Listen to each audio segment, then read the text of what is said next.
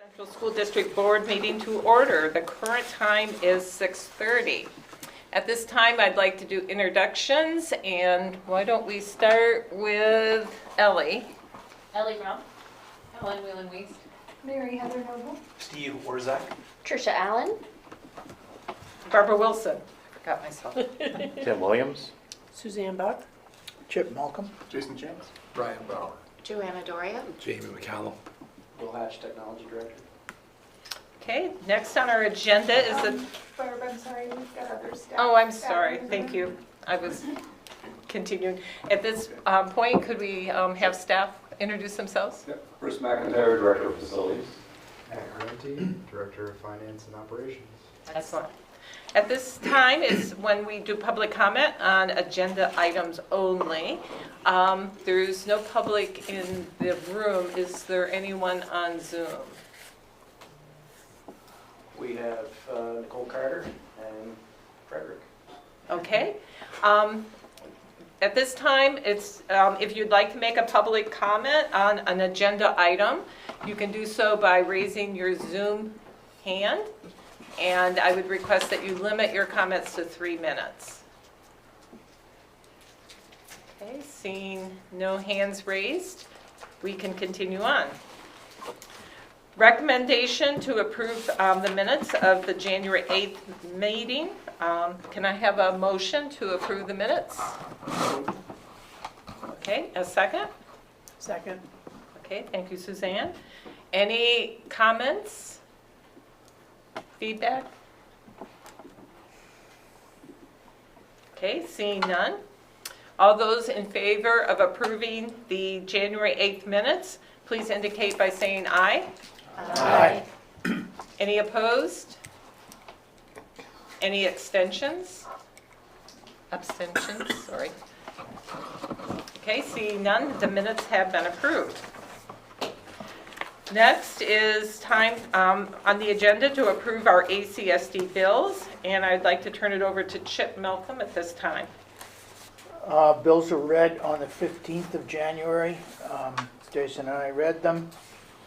There were two warrants. The first in the general fund warrant for $1,197,884.64. $1,197,084.64. Okay.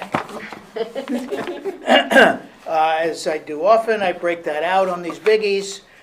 It's a lot of healthcare and dental, almost 530,000 of that number. 170,000 were teachers' retirement payments, and 150,000 was student transportation. That makes up a large part of those big numbers.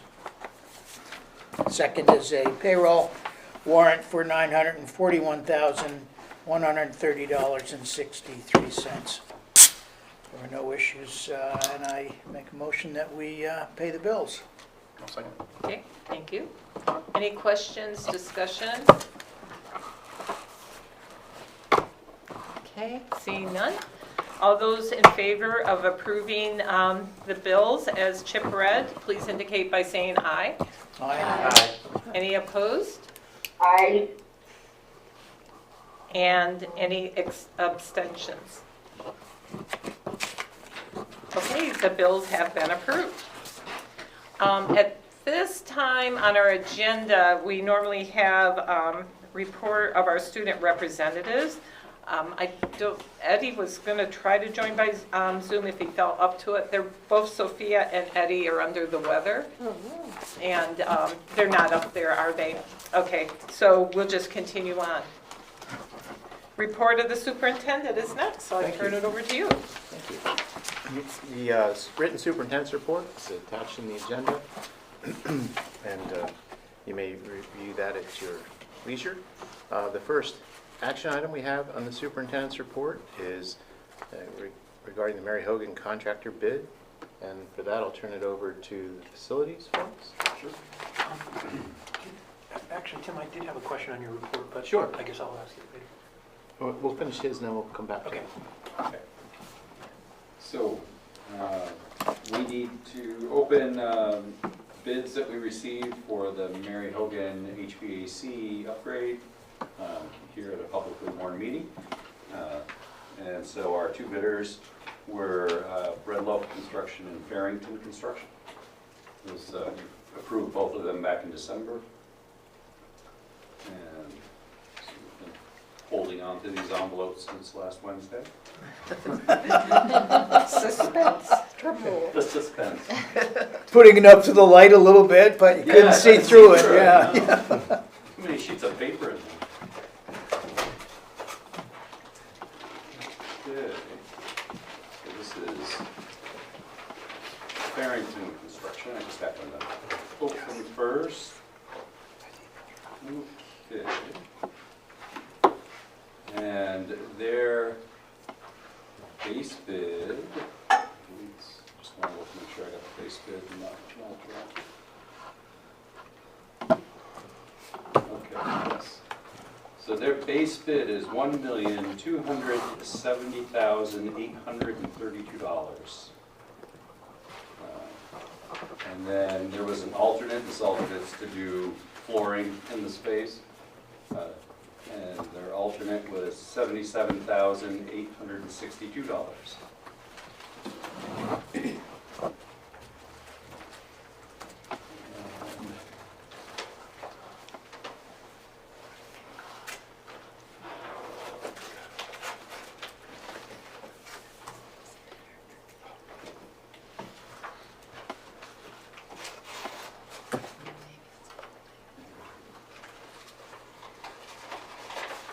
For Red Loaf Construction, their base bid is $1,119,000.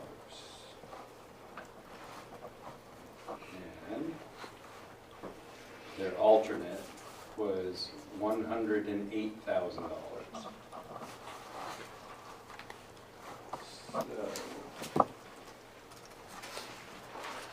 So, at this meeting, there we included in your board pack was the memo that I sent out.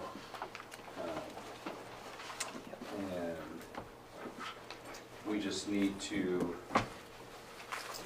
recommend awarding the low bidder contingent upon review of the bids to make sure nothing is left out. But I'm just going to quickly jot this down. I believe we're going with the Farrington? the base It's Red Loaf. bid. The base bid. So, yeah. Basement total, lower. Oh, yeah, the total base. It's less than the low, the main bid. Okay, so the base bid.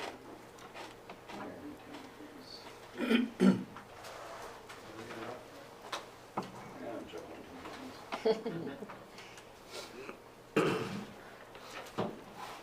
Do we know if we have to choose the lowest bidder? I believe we do, don't we? Yeah. We choose the lowest bidder. Yeah. We, at this dollar amount, we do not have to choose the lowest bidder. Right. Once we get over a $500,000 bid, then we are, we have to choose the lowest bidder unless they're within 1% of each other. Okay, just clarifying. Has anybody already done the math? Yeah. Yep. Okay. Who would like to read the math? Would somebody be willing to read those two figures Yeah, off? so for Red Loaf, I have $1,227,000. And for Farrington, I have $1,348,694. Excellent. Red Loaf was first. Red Loaf was Yeah. first. Yeah. Okay. Okay, So so I have a recommended bid that I can read if.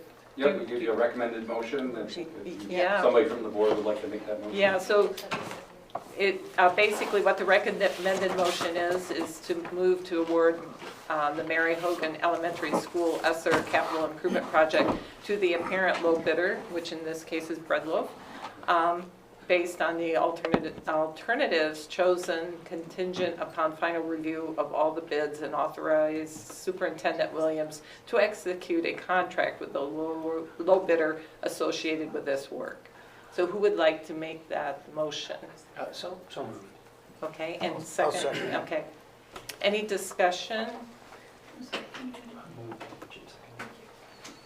Any discussion, questions? So we're moving forward with the base and the alternate for the 1.227 million total? Is, That's the motion. that's the motion, yeah. And remind me again, it's 800,000 is covered by ESSER funds? And the rest? is Yeah, 800, Added to the operating budget of right, 25, yeah. right, Matt? Operating budget or using other funds? So the half of the difference is in the existing FY '24 budget, Okay. and then the remaining 200,000 would go into the FY '25 budget. It straddles the two fiscal years. Okay, thank you. Any other questions, comments, discussion? Matt, you said it straddles 2 years. I thought ESSER funds had to be spent before the end of... The work's going to be starting before June 30th, so we'll have expenses that fall in this year, and then we'll have expenses that need to be funded in the next fiscal year. But ESSER goes all the way until the end of September, so the scope of the project will be within that time. So we'll spend the $800,000 before it comes due on We'll those. spend the 800 as fast as we can, Yes. so that we make sure that it August gets Right. spent. Right, without wasting it. Any others? Okay. And I don't see Lindsay, I don't see a hand there. She was gonna try to. She was She's there. on. She is on. I just want to make sure. I'm here, but I do not have my hand up. Okay, great, awesome, thank you. I just couldn't see the panel with the hands. Thank you. Okay, so then I'm gonna read the motion. Is that we move to award the Mary Hogan Elementary School ESSER Capital Improvement Project to the apparent low bidder, which in this case is, Red Loaf Construction. Bread Loaf, I lost it, Bread Loaf Construction, based on the alternates chosen contingent upon final review of all the bids and authorize Superintendent Williams to execute a contract with the low bidder associated with this work. All in favor, say aye. Aye. Any Aye. opposed? Any abstentions? Seeing none, it's approved. Thank you. Mr. Orzak? Yes, on your free and reduced lunches update, my understanding is that's still the number that's going to be passed on to determine Title I status. That is my understanding as well. And I don't remember what the threshold is, if it's above, is it 20% or 25%? If you have that population, you're identified as a Title I school. You can go school-wide if you're, I think, 40%. Otherwise, you can do targeted. So, So then how do we have 5 Title I schools that aren't above 40%? for, school-wide means you can use the Title I monies with all students. Oh, I see, okay, Targeted means you can only use them with FRL students. okay. So we prefer to be school-wide. It makes it easier to conduct those things and use those finances more broadly. When we don't have 40%, we can't do that the way we would like to. We have to target it to specific programs and specific kids Okay. in specific classes. Now, there is a waiver process to get into school-wide, and we are taking those measures to be able to get some of those buildings into a school-wide scenario, even though they're not at 40%. We think we will be successful with that, but we don't know, we can't promise that at this point. Because the numbers, the change in the percentages, because I thought there was a threshold out there. Some schools seem to dip below it now, and others seem to top over it. Yeah, the threshold is really the 40% thing. Okay, Yeah, and we have some that dip below, of course, And we also have some that got close, like Bridport, Yes. right? Right. So, I can't remember which school it is. I think it's, boy, I wish Nicole was here, that she could talk more intelligently about which schools are, She's on it, so, Oh, she was. yeah. she's right there. Maybe she can ask her. Go ahead, ask her to unmute. Oh, she's, Nicole, if, Hey guys, can you hear me? yes. Now we can. Say again what your question is? The threshold, the 40% threshold, which schools are we, do you know which schools we're using a waiver for to get to 40, to get to school-wide? I'd have to look at the spreadsheet. I wonder, if Matt's right in the room, I wonder if he has it in front of him. I'm also looking it up as I'm talking. Looking for it. I was looking for the threshold for targeted.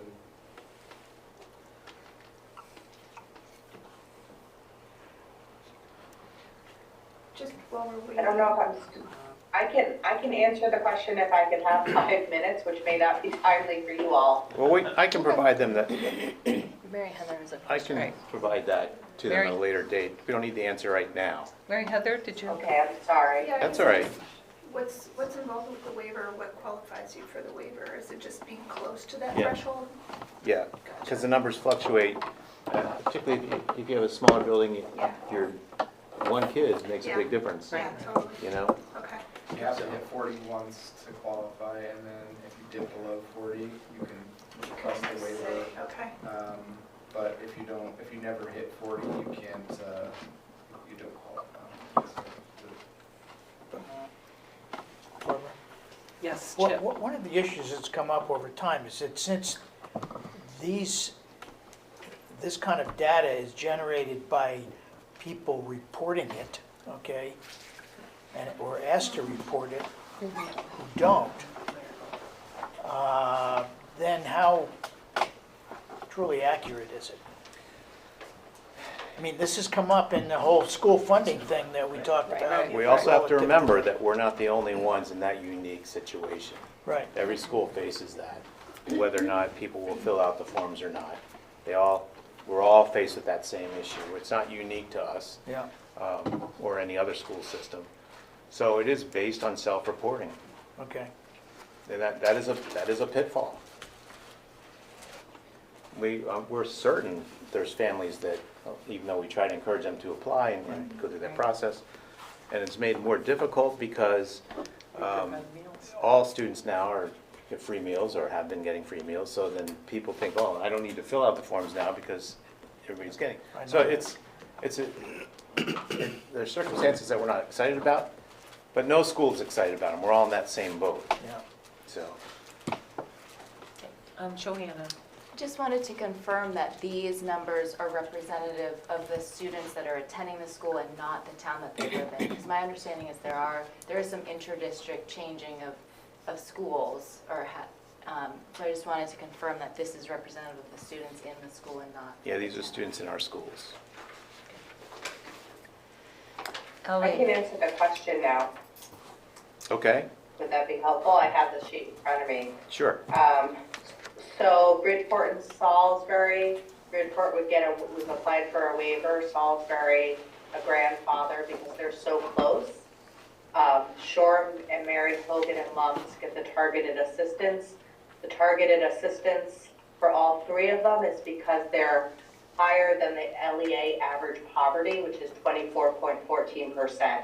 So Title I allows you to take that average district-wide, and anyone above that average receives the targeted.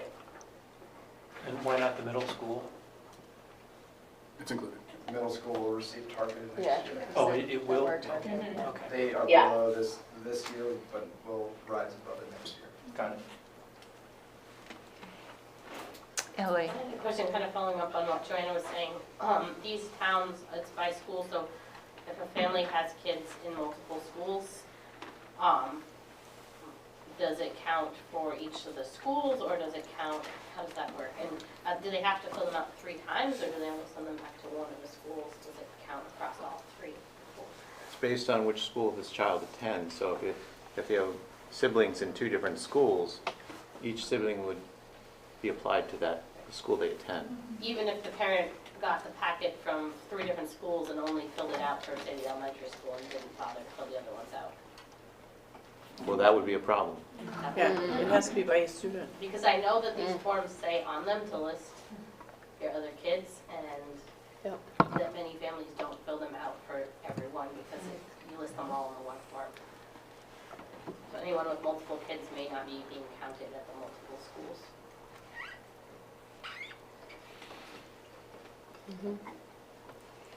But the form is a statewide, like, it's not a district form. Not a You're not district coming form. up with it. It is, Federal. It's It's a federal. federal. yeah, so, And we don't have the ability to modify it. We can put a cover letter on it, that kind of thing, we do that. But we don't have the ability to modify the form. The piece of education, I think we should put out, I was under the impression that if one was filled out, that it counted for all the kids in the household, and no matter what school they went to. So I know that a lot of parents only filled out at one time for their household, regardless of how many different schools their kids were attending, and sent it back to one of the schools. I mean, all the data is tied to the student's unique identifying number, and so if the parent includes information for all of their kids in one form, that should be enough to get them all represented. If a parent only puts the child for the school that they're filling out the form for and never records their other kids, the system wouldn't be able to, based off of the fact that that parent submitted a form for one kid, assume that the other 2 are on the form. So they have to all be on there. The state's looking at this as well and looking at different ways to sort of decouple self-reporting of poverty from lunch status, because it's just not related anymore. Looking at like increasing direct certification through Medicaid and other state agencies, and trying to see if there's even ways to like go a step further and kind of cut self-reporting out of it so that it's all just done automatically on behalf of the families, but that's pretty tricky to do. So. Barb? Yep, I can't see you, sorry. Yep, just because what you're saying, Chip, is only gonna get more of a challenge the farther we get removed from the former practice of you fill this out so that your kids can get food. The more that people just acclimate to the new mode of operating, that just food is available, the fewer people, I think the self-reporting will get worse. So it's good to hear that the state's engaging with it, because that's a problem for everybody that is gonna have really profound. It's a lot of money involved. Yep. So, It is. And we think about that too in terms of, playing offense and spending resources to go collect data, whether that means spending time working with principals to instruct them on tools that they can use to communicate to families, or direct outreach from the finance team to families who we've historically seen forms come in for but might not have seen them in a particular year, just sort of making sure that we check in with people and try to be proactive and collecting as many as possible, because there's a lot of things.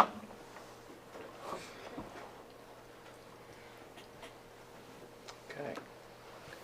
The next item under superintendent's report is approval of appointments and leave of absence.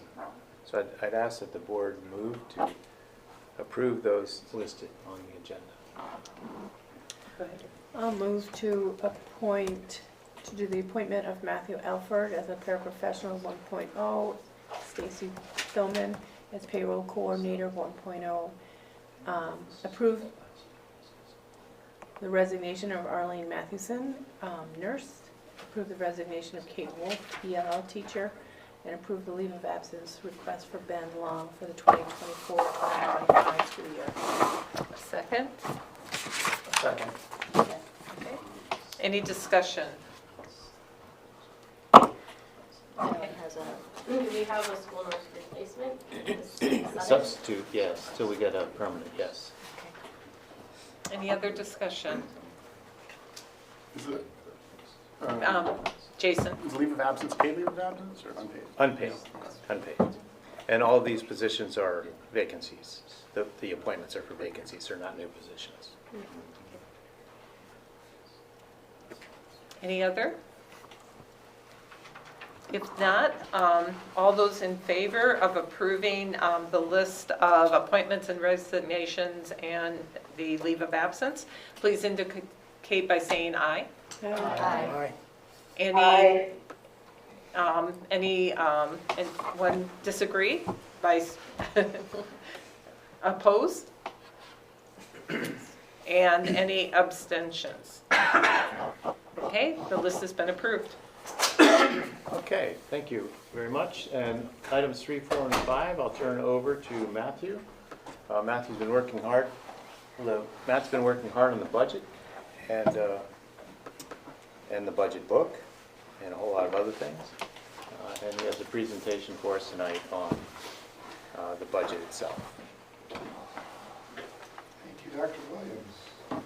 So, let me just make sure I go in the right order for my 3, 4, and 5 here. We have 2 attachments on item 3, which is the presentation of the budget. The first is the link to the PowerPoint, which is a saved version of the presentation that we're about to see. We'll make sure that we send this current one via email so that if there are any discrepancies, they're reflected in the new version. It has been sort of information all the way down to the finish line on this, and both the budget book and the budget presentation have been under revision since they were sent out on Friday. So, with that in mind, I think I'd like to make a motion to approve the budget. And it's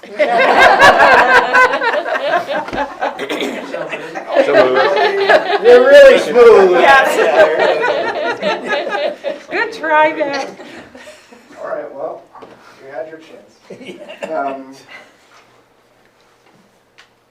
In addition to all the work on the budget, I took some breaks to design little icons this year as a little side project and ways to sort of think about all the big things that were going on with some little pictures. So we have our patchwork quilt of cost centers represented by the little nesting squares here, and a spreadsheet thing, and a consolidation of student services into the special ed budget, and all of that in Act 127. So those are kind of the themes that have been with us all along, but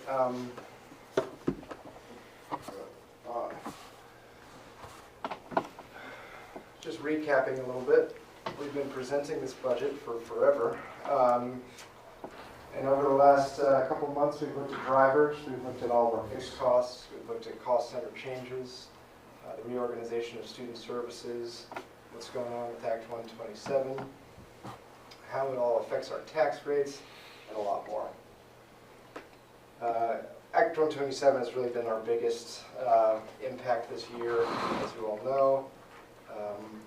We're just up against a diminished tax capacity, which is kind of forcing a lot of the design of the budget towards an increase in base tax rate of 5%. Basically the same cost more, and even if we had spent $0 new this year, we would have still been faced with that same 5% tax rate increase. Barb went through all of the arithmetic for it and calculated that it would take about $4.5 million of cuts to the budget next year to maintain the current tax rate of $1.40. So that just gives you a really clear indication of how much or what the magnitude is of that diminished tax capacity that we're up against here. At the last meeting of the Finance Committee, we settled on a recommendation to bring the budget in at 9.9% per pupil spending, with the expectation being that that's our best strategy to maximize spending and continuity of the educational product that we're offering as we come into FY25, while also guaranteeing that the taxpayers are guarded from a substantial tax increase next year. So that's sort of helped shape or helped guide where we landed. Next steps, the remaining pieces of the timeline here. We're doing our presentation tonight. The draft of the book has been released. In order to get a vote through in a timely manner, we have an additional meeting scheduled for the 25th, so Thursday. And hoping to get a vote through then. On the 26th, we have our deadline to warn the annual meeting, which is a 30-day warning period for that. We also have a 30-day warning period for town meeting, and that's on the 2nd of February, where we release the final draft of the budget book. At our annual meeting, we'll present the budget, sort of this presentation, but with more emphasis on the local tax rates to the general public at the high school. And then on the 5th of March, we have our town meeting day, which is where the voters get to vote on the school budget. It is. Well, I've got like stuff up on the top of every slide. Can we just move that to the- trying to figure that out. Sometimes it's way to make it go. Get rid of it. Oh, high flow on that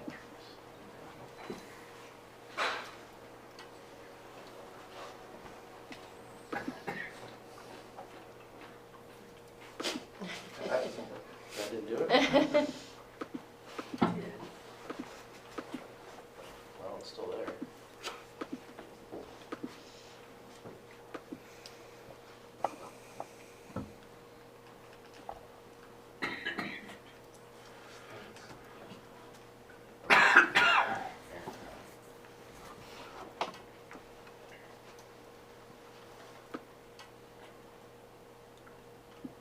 I'll advance it for you. All right. It's all done by bullet point here, so let's go ahead and do a click. So this is an overview of the budget. The budget's a bridge. This is a bridge analogy. So we're thinking about like where we're heading next year, and some of the things that are in transition right now, how they're going to sort of settle into the new status quo. So do you want to hit enter? Two of them.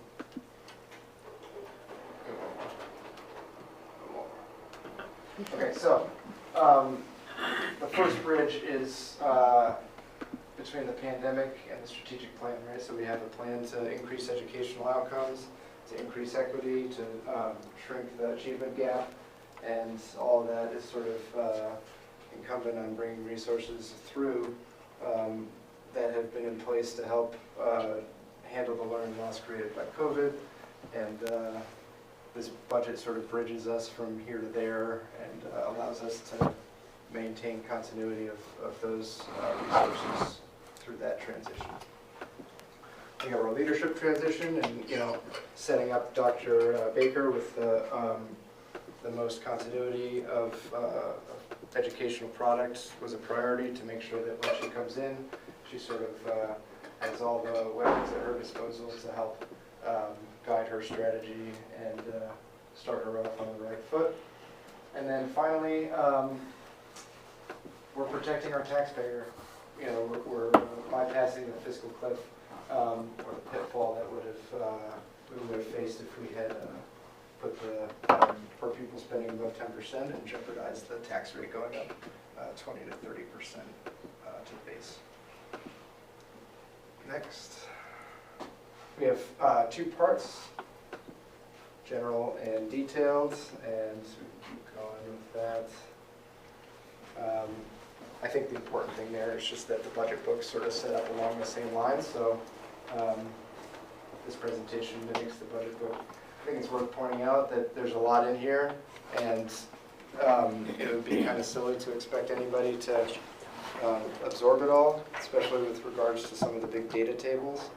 But I think it was important to include them because this slideshow becomes a reference document for looking back on in whatever capacity is needed, so that all the information is stored in one place.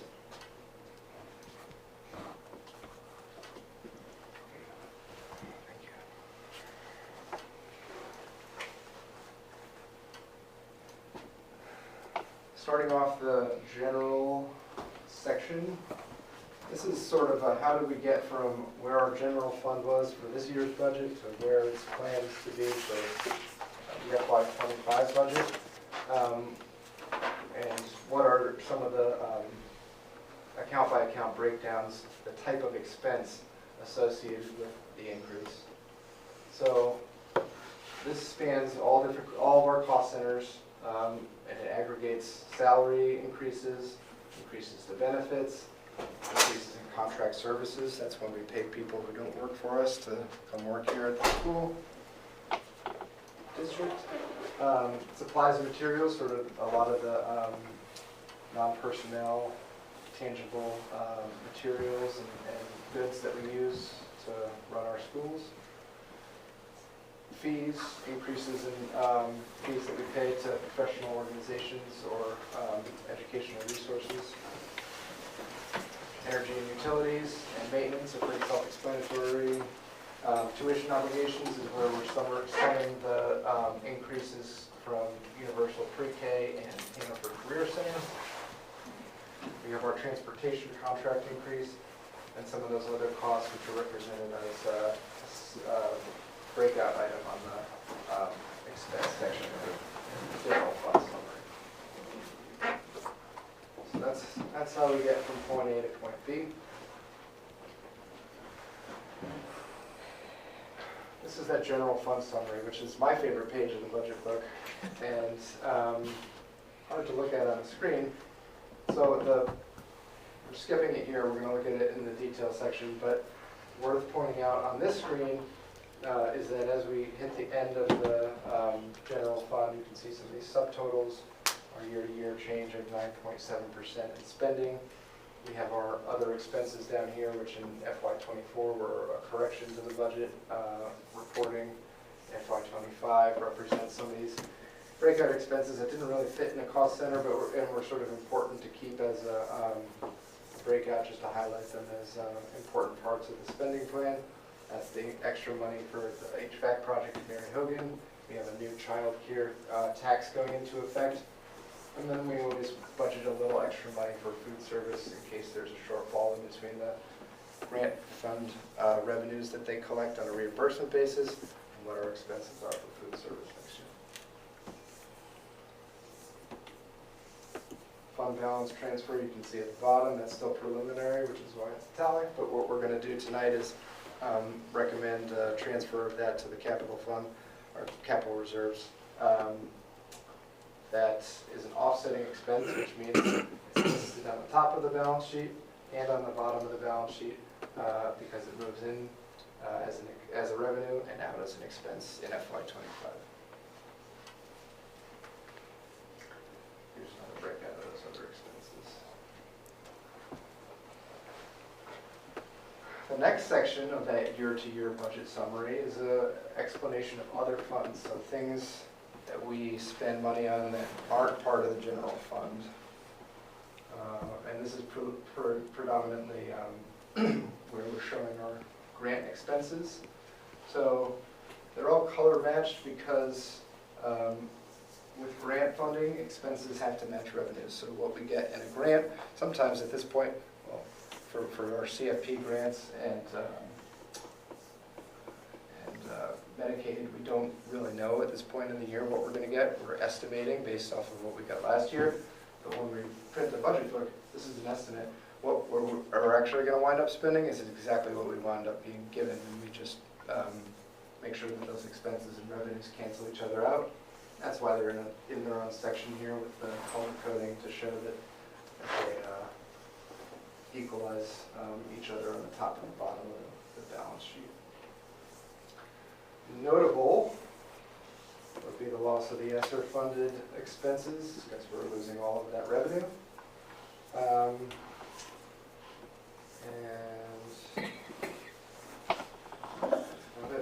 the end of the top of the balance sheet is this total expense line, which takes everything that we've seen so far and sums it up. So this is, if you were reporting to the state of Vermont, all of our total expenses, that's what they like to see there. 6.5% increase year to year.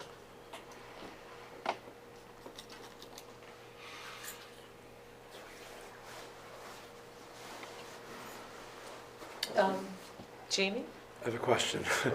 I don't know how to ask this, if this is a dumb question or not, but I'm wondering about like grants, how grants in education funding work. I was remembering the Hannah for Career Center presentation, and she mentioned this and this grant for this service, and like,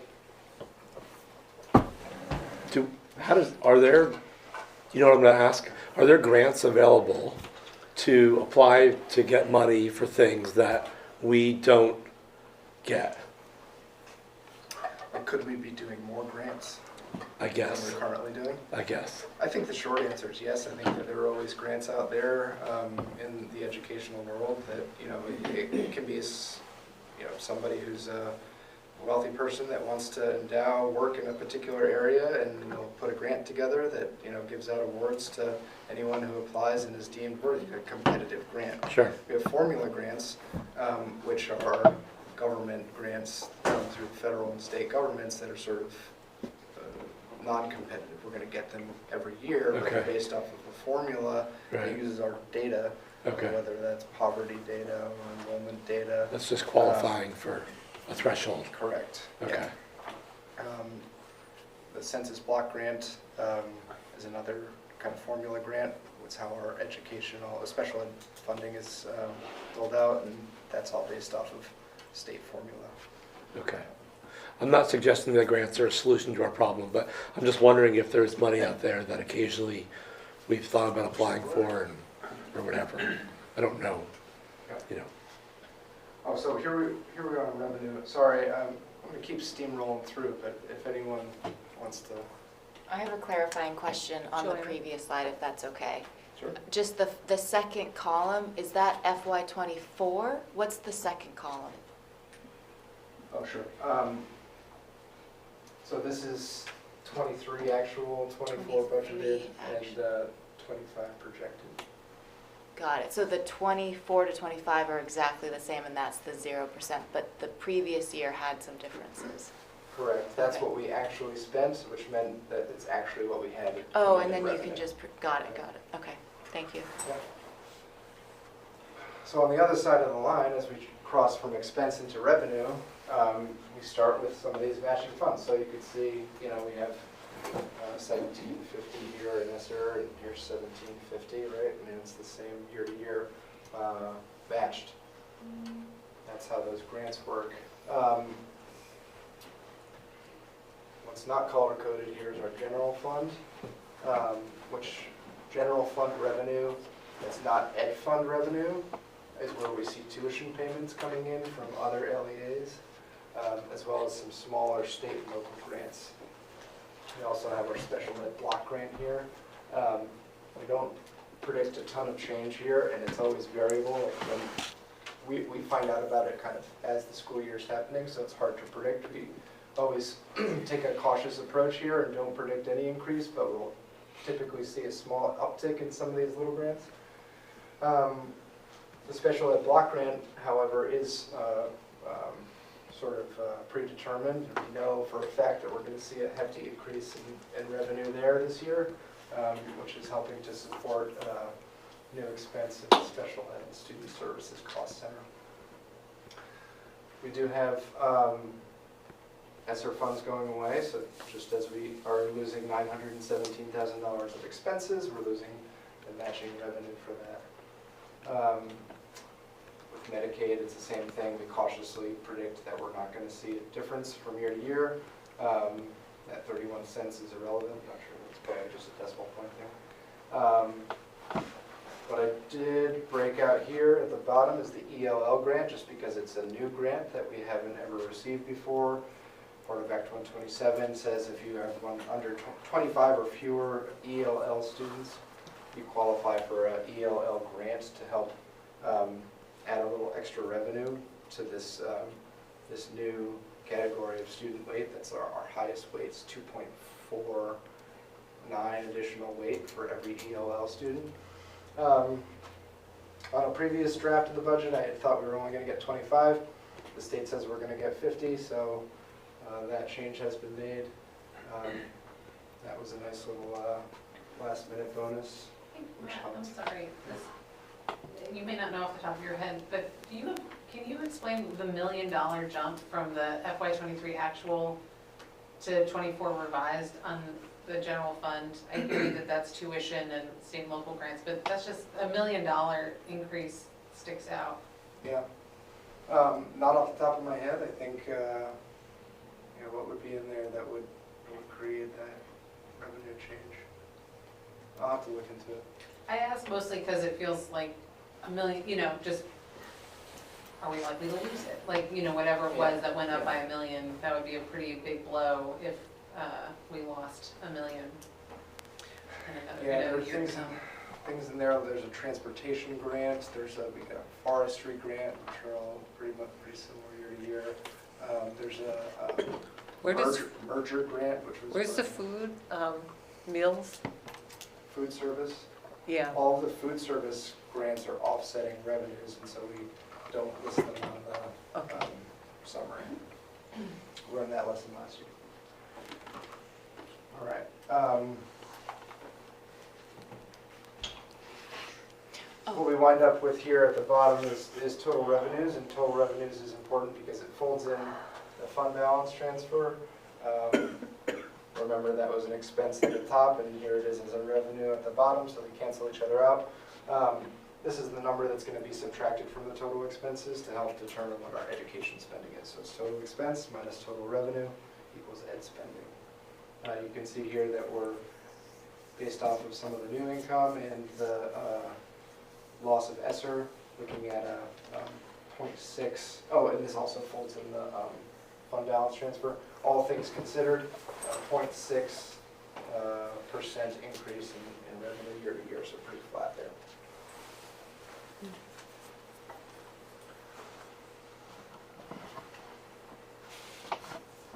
I did include a little breakout here for our tuition, so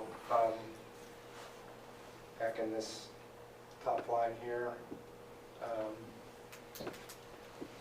about 770,000 of that is represented by our tuition students that come into ACSD. If you take the fund balance out of the equation, it's a 4.5% loss of revenue, but when we consider all of the variables, it's a 0.6 uptick in revenue. Joanna's got a question. Joanna? Is the merger grant a small percentage of that? And of the revenue, the general fund revenue? I think it's like 300 or 350,000. And have you heard anything about the longevity of that? For schools that don't, or for school districts that don't qualify for the small schools grant under Act 127, the merger grant stays in effect. It's one or the other.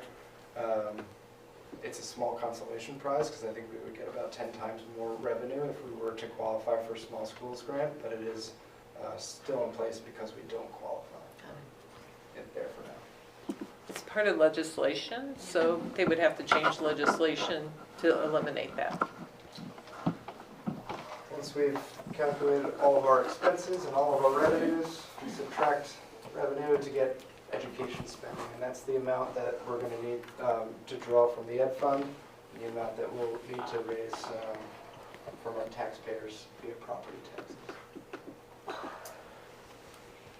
The bottom line calculation here takes our ed spending and divides it by our long-term weighted average daily membership, which has now been frozen, so we're not going to see any more changes there. And that gives us our ed spending per weighted pupil. And that's where we're coming in at $16,099 per pupil, 9.9%, which is 9.87% round number. Thanks to the ELL revenue. Yes, thank you. But there we are at our bottom line of the budget costs and expense, or sorry, cost and revenue summary. We take that number and use it to calculate property taxes. Maybe we'll take a break after the general before the detailed discussion.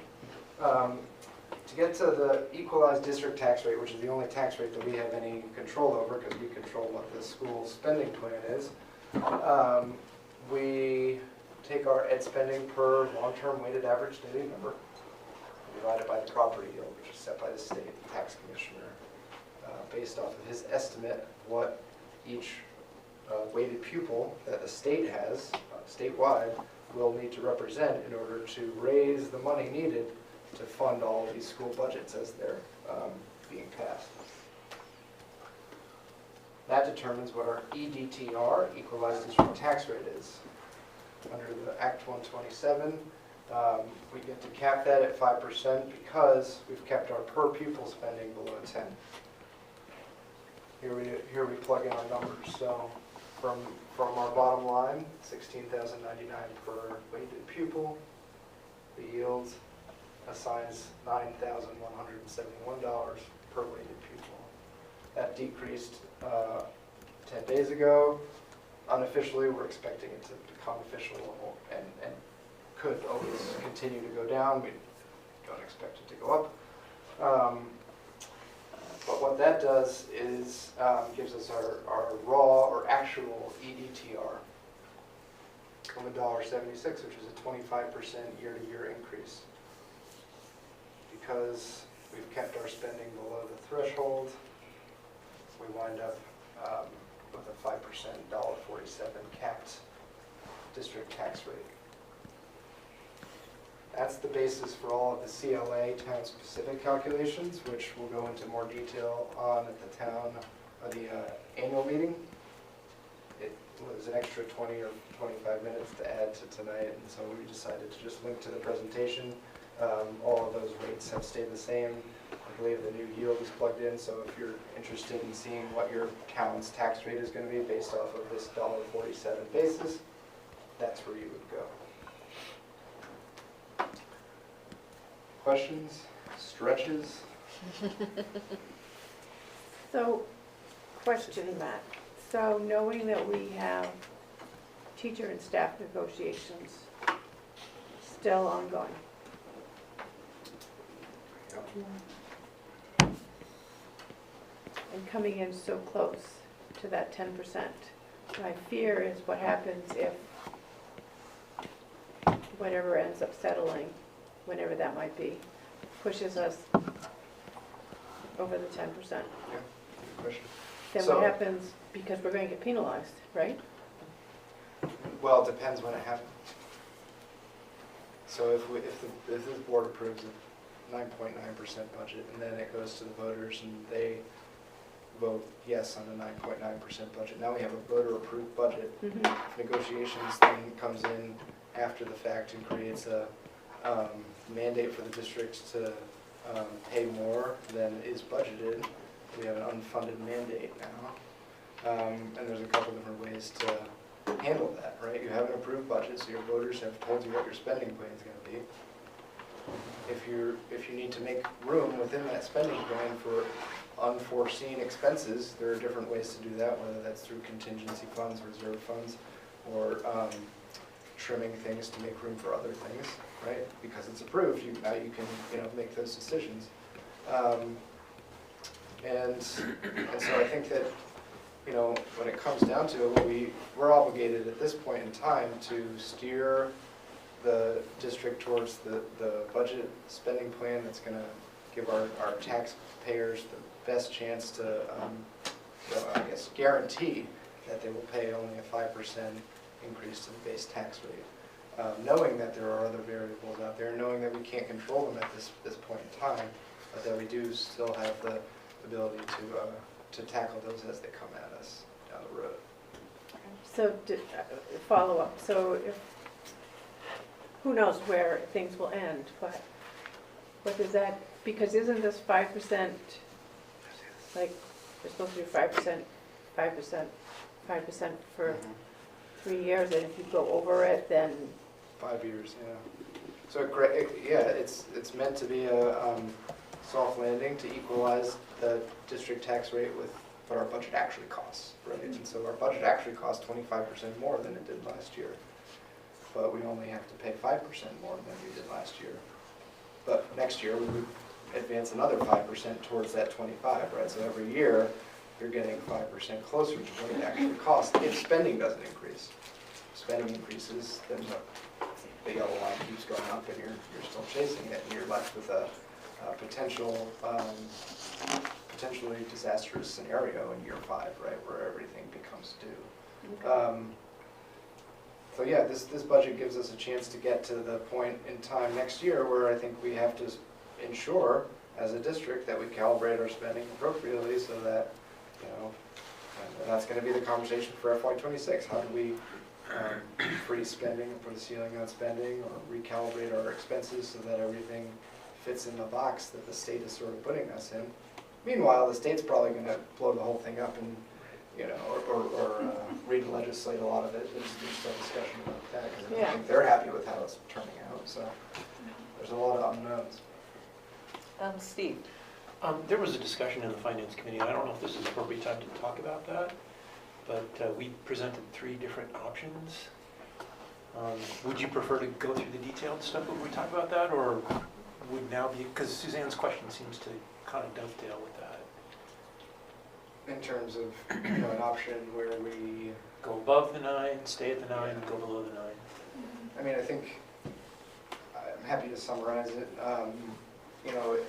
An option where we go above the 9%, we're brought before a state review panel that I think is under a lot of pressure to not let people do that, and so we would stand a good chance of losing our property tax cap this year and for the remaining 5 years of the equalization phase.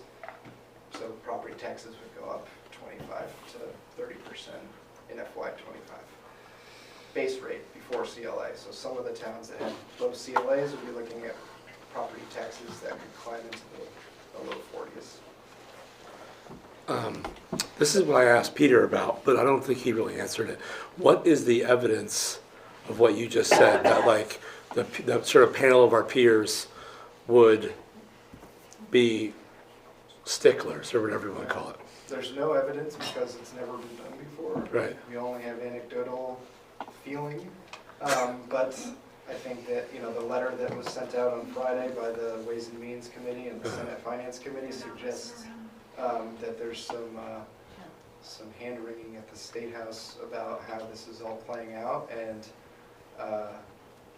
even districts that don't come in over that 9.9%, the letter threatened to say, like, we're going to take a close look at everybody. So I would imagine that the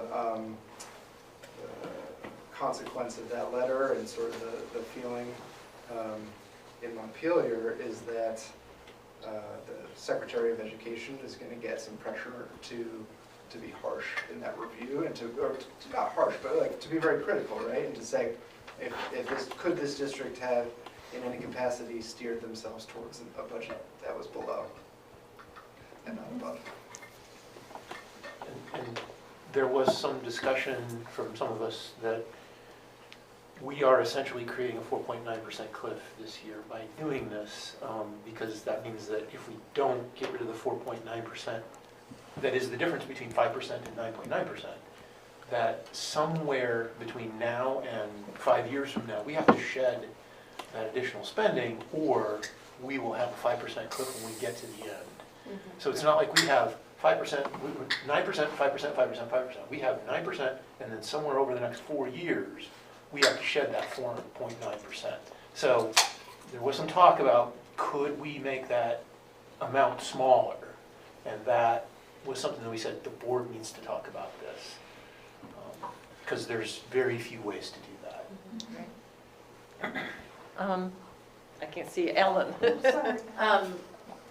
And also, I mean, we're anticipating, given that there are tons of factors that are very dynamic and likely to change, that this is the hardest increase year, right? The loss of the ESSER funds alone kind of immediately drives up the percentage increase that we're facing this year more than others. So yes, there's For us. For us. Not for all schools. No, for I'm just us. talking about for us. So of those 3 options we're facing, where there's, go above 10% and you roll the dice, and you hope that the state panel says, fine, you're at 10.5, but we'll still give you the 5% cap. Option 2 is go just up to the 10% cap and assume that the state is not going to retroactively legislate away from what they had established as what the 5% cap would be available at, and take the 5% cap this year, kind of live to die another day, and have big conversations about the future spending of the district to grapple with the fiscal realities over the next 5 years, or reduce the plan that you're presenting to us now, Matt, so that our budget doesn't even go up to 9.9%, it goes up a little bit less, to try to reduce some of that future fiscal pain. And the conversation the finance committee had on this was, and I think it kind of boiled down to, do we try to preemptively start that reduction process now? Or do you get through this year, take the 5% cap, keep things stable and steady, like Matt said, to sort of achieve maintenance and continuity, and then engage in some pretty big conversations almost right away about what you do for the next fiscal year? I think most of us on the finance committee fell on the side of do the 9.9%, but that wasn't a unanimous decision. That was sort of the discussion that we had a week ago. Yeah, I think it also ties to Suzanne's point about negotiation being ongoing, right? This idea that the 9.9% is our way of saying we're gonna get every dollar we safely can into the budget, so that as negotiations nears its end, we've got the capability to really put forth our best possible offer, right? That's, Right, it's sort of the buffer that's created is specifically for negotiations. Yeah. right. And then, if it's a multi-year contract, there most likely will be increase for the second year and the Yeah. third year. And so, we talked about flat, right? So right away, there's anticipation that Yeah. there's You going go- to be expenses above and beyond. Well, you're talking about a self-leveling budget, right? Yeah. That freezes new spending and finds, Other places to cut, yeah. Yeah. So that could very well be the reality that we have to constrain ourselves to in the next 5 years. And really, I think an important year to bring continuity forward, so that we can, under new leadership and with a new strategic plan behind us, start figuring all that out, right? It's gonna be hard to do, and that's the work to be done.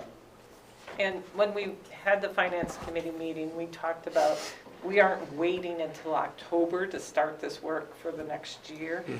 Really, once this budget gets approved, right, we need to then really start engaging in that work. And maybe it's going to be part of the retreat in, July, whatever, but it's going to have to be something that we start engaging in, because we're going to need time. Joanne? And then, I'm sorry. Go ahead. No, you had it. Go ahead. I'm just curious, and maybe this is, I don't know if you guys in the finance committee had talked about this, but I remember in years past when we were up against kind of a cliff, a spending threshold cliff, the board had decided to use the fund balance to kind of buy its way out of that next fiscal year. And I'm wondering if that was something that y'all kicked around in your committee, and what difference that might have made if you even discussed it. No, it's definitely it's a good question, and one that we have discussed. Can't remember if it's at committee level, but it's We been discussed it, but it was another cliff. All right, we've Yeah. only done Yeah. that in my Right. whole time on the boards. Right. We've only done that one time. I guess the way I would pose it, though, is it something that would address some of the discomfort expressed by Suzanne with how close we are to that 10? Does it Nope, it even would make make a it worse. difference? It would Well, make, Oh, it would make it worse. Make Yeah. it worse. I So would let's definitely take- vote no then. Let's take Yeah. one budget line, right? Yeah. We have a $400,000 contingency, which is, roughly 1% of the general fund. If we decided that we were gonna put $400,000 of revenue towards that, to say, all right, we're gonna buy the contingency fund using fund balance, that would lower our expenses by, close to $500,000.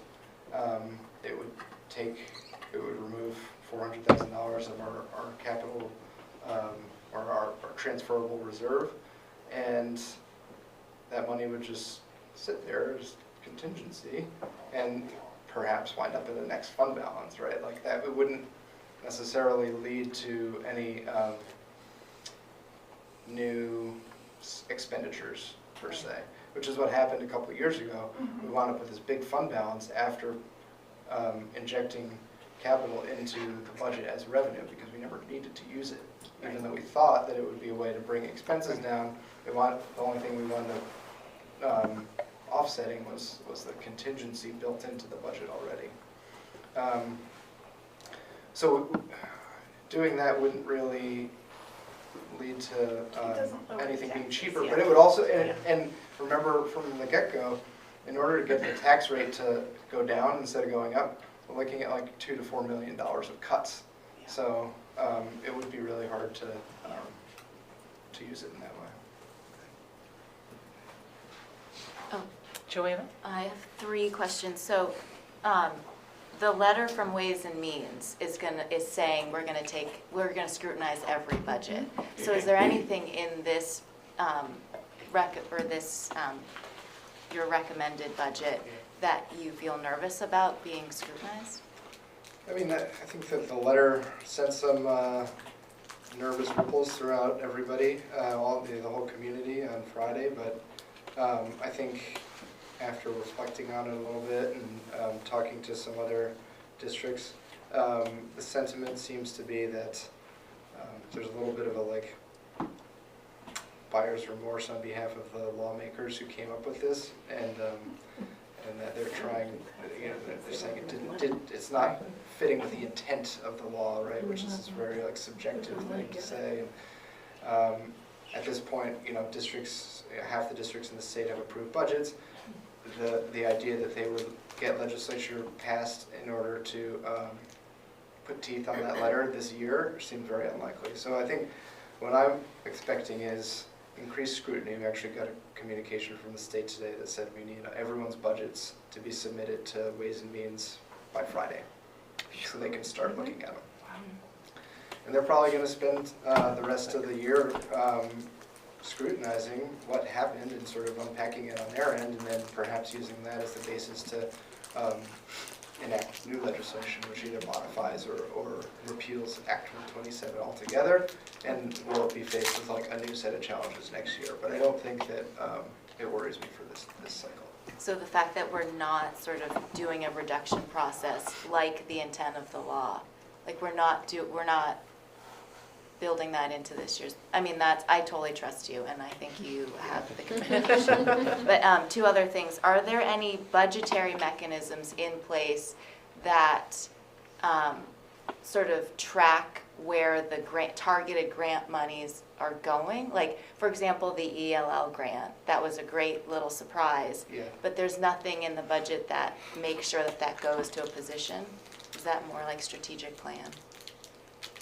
Yeah, I think that's a good example of when something like that happens with new revenue, and now FY25 becomes the year to sort of make a plan for how we're going to spend that, because we know we're going to get it the following year, and so it would be a as yet unbudgeted expense. I think we've had some preliminary conversations about what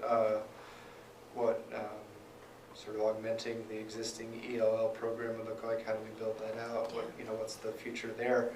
So the conversation started, but it really does sort of that's the cart and this is the horse kind of thing. So. And then one last one, in the budget book, which I commend you, it's really great work, not just with the icons, but overall it's like a departure from the past. It's really refreshing, but it says that this budget incorporates the majority of the ESSER funded personnel. And I guess I just don't know what the majority means. Right, so we had all of the interventionists come through funded, 1 prevention specialist, which is prevention specialist, classroom teacher, and a wellness and learning center teacher at the high school. So those are the teaching positions, and then the positions that were sunset from ESSER included behavioral positions at MUMS, which are being rebranded to align them with the way that we staff that position in every other school.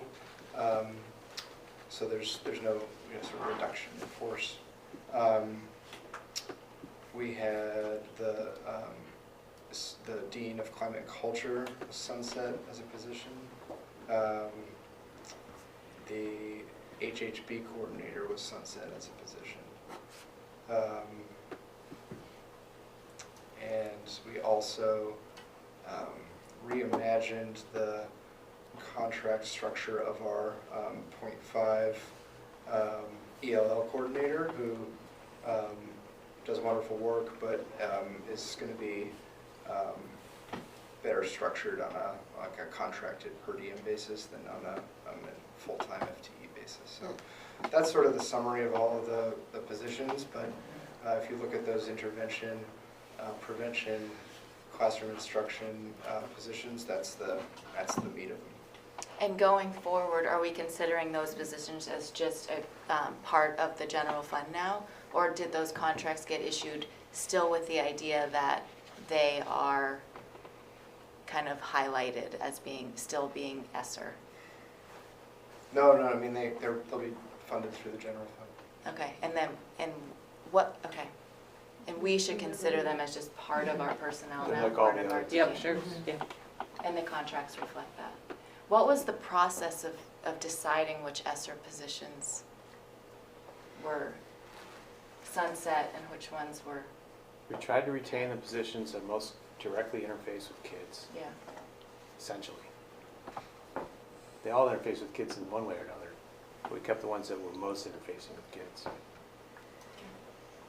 And if I may, your first question is a good one, and I think I'll answer it maybe less diplomatically than Matt did. Because what I would say is this, that the state is concerned, whether rightly or wrongly, that districts are padding their budget up to the 10%. And we are not. All I can say is, you want to scrutinize us, bring it. We're not risking anything. Yeah, I think that we're sort of using the law the way it's meant to be used, which is to enter a period of budget and tax equalization, right? That's what we're doing, is we're getting to a meeting point between where our budget costs and our tax rates meet. Yeah. The thing that helped me, because I was one of those that when I saw the letter, I was like, oh my God, what do we do?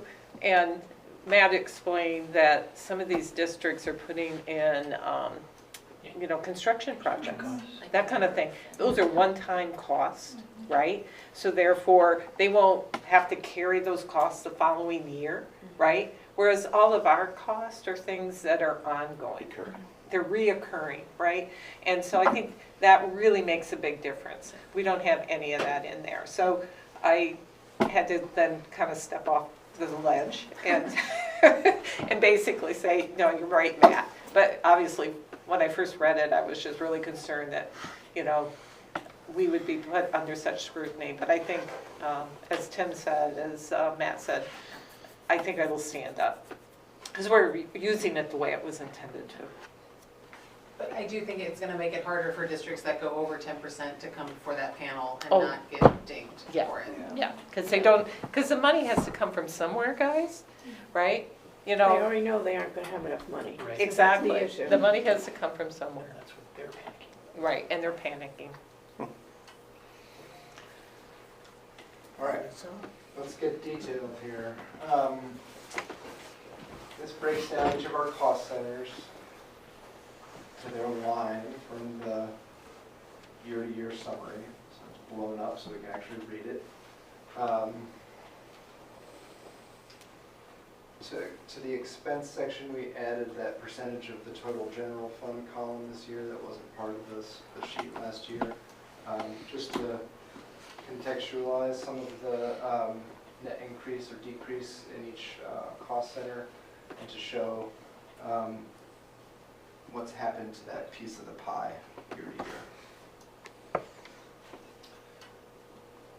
For general education, we did a well, for each cost center, we do a cost center activity report, some of the highlight reel stuff from each one. As we've discussed, we transferred 1.15 million of expense to the Student Services Cost Center as part of the general reorganization of that cost center to reflect both special ed and the Tier 2 student services. We have our 6% wage growth projection in effect here, with approximately $934,000 of expense represented by that factor. Healthcare doesn't have too much of an impact in this cost center, namely because there was cushion in some of the calibrations where these happen when we budget everyone to have a family plan, and then we get a lot of single plans, or certain things will change in somebody's life year to year, and we'll wind up with a net savings. It lags a year, right? So we're seeing what we spent in 23 to predict what we're going to spend in 25, and just a few people shifting around healthcare can have a pretty drastic impact. So we know that 16.4% is going to affect everybody, but we also were able to realize some offsetting savings in this cost center. We have the previously mentioned ESSER-funded position going into the Mary Hogan Cost Center. We have a teacher reduction, the only reduction of classroom instruction this year at Shoreham, as we better calibrate the classroom instruction there based off of the enrollment. Across the board, paraeducators are part of this reorganization, trying to tease apart paras who do some special ed work and some general ed work. We have our library paras, we have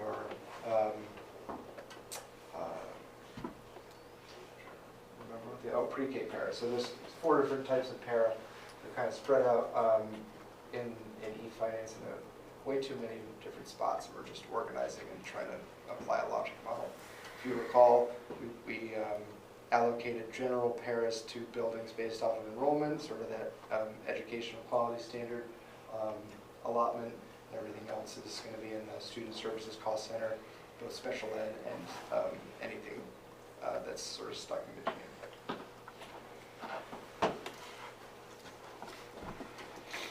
This slide is is showing us all of our schools, and in the case of Bridport and Mary Hogan, it was important to note that we took out pre-K. Year-to-year budget and the percent change at each one of those schools. And remember, this is just direct instruction. We've isolated all the student services out from this. This is teachers, paraeducators, administration, general supplies, the basics. Black squares are around bundled classes, so you can see, at Ripton and Weybridge, we have 3 multi-level classes, 1 at Bridport, 1 at Salisbury. This is where it starts to get pretty dense, so I'll keep moving, but remember that these are there if you want to look back now. This is our middle school and high school slide, year to year and enrollment.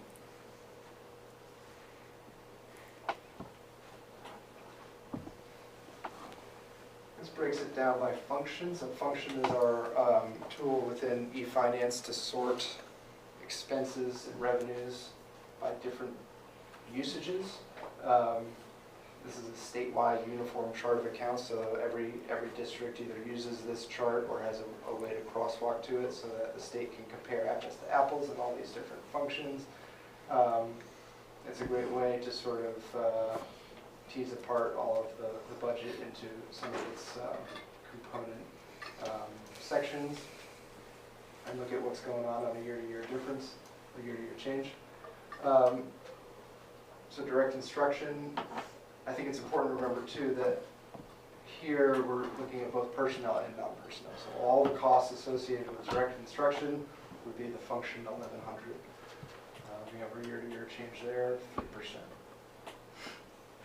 All the costs, personnel and non-personnel associated with guidance, with nursing. You can see here, based off of the uniform chart of accounts, that direct instruction is one line, one function. Student services, according to the state, are everything else in terms of how they think about what a student service is and how they report it. It's teaching and everything that supports teaching and learning. Matt, can you explain what security is? Yep. Security is the contract that we have with the town of Middlebury for our school resource officer. Previously, either unbudgeted or not budgeted in the correct spot, so we added that. So it's in. not like something that didn't exist that now exists? It's just No, we renewed the contract this year, so I think it's a 3-year contract, but it needed to be built out into the budget to reflect it, and it's split across the 3 Middlebury cost centers. Matt, can you talk about the 13% admin increase? Yep, so this is largely based off of the fact that the assistant principal at the high school was not in the budget last year for some reason. And I think, I have no idea why that was the case, but in looking at the administrative costs of the high school, they were off by a position.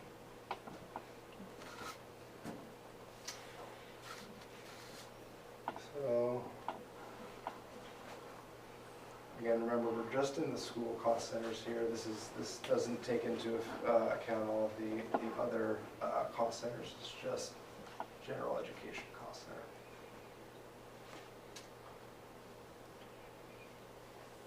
I have a question about the last slide. With the school nurses, for personnel who are student-specific, is that within that cost center or a different cost center? I can't say for sure off the top of my head if the student-specific nurse is in here. I can say that if they are, they should not be, because that is a student service following a student need, and this is general education calibrated to the enrollment in the school. Okay. So my gut is no, that it is not represented here.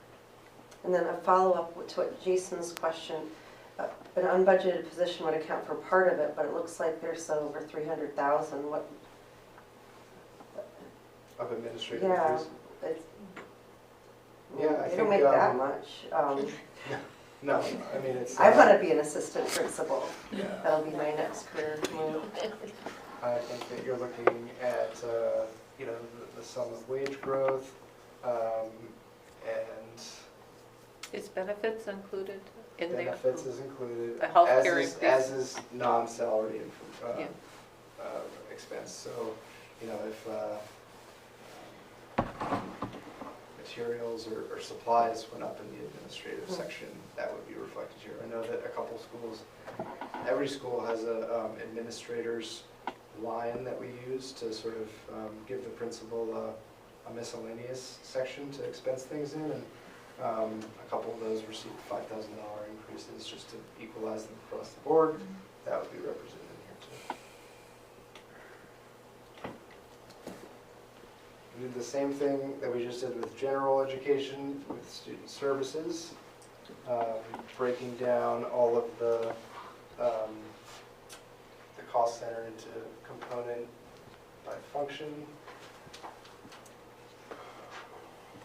This top section is all of the things that were moved in from direct instruction. So they're shaded purple because they had been part of this picture last year, and now they're part of this picture.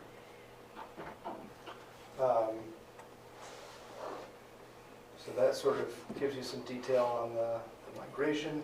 Anything that's not shaded down here is the existing elements of what was previously the special ed budget, but is now the special ed student services budget, and what's going on there year to year.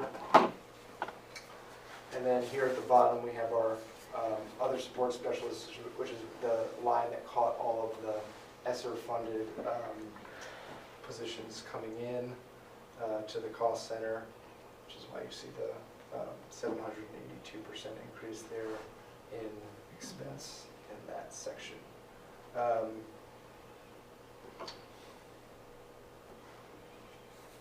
Net change of 17%. Year basis. I think as we get a little bit farther into the presentation, we'll gain a little bit of clarity on some of these changes. It's hard to look at it on a line-by-line basis and break them down to anything meaningful. On some of these smaller ones, a calibration one way or the other could be the difference between, I'm thinking here about OT and PT. Both OT and PT were high last year.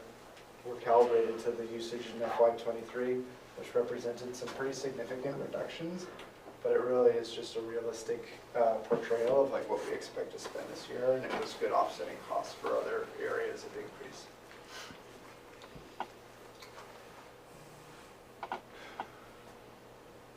This slide takes us back to school building budgets, just to highlight the effect that pre-K has. So we run 2 pre-K programs at Bridport and Mary Hogan. If you're looking at Bridport's total budget increase year to year, 11.13%, this slide shows that it's really an 8% increase up against an 81% increase because of a additional I think it's a para added to the budget for Bridport pre-K. At Mary Hogan, I believe it's the same thing. We're bringing dedicated pre-K paras to match the 2 paras per classroom ratio, resulted in an increase in that cost center, or that micro cost center. So right now we're going to walk through each one. So in Bridport, and again this is Bridport without pre-K, an 8% year-to-year difference. No major drivers here in Bridport. Likewise, no major offsetting savings. So it was pretty status quo year to year. When I say no additional drivers, that means we're still seeing healthcare, we're still seeing wage increase. We're just not seeing anything on top of those 2 majors. Cornwall, no additional drivers. We did see some minor healthcare offsetting savings, allowing us to recapture $10,000.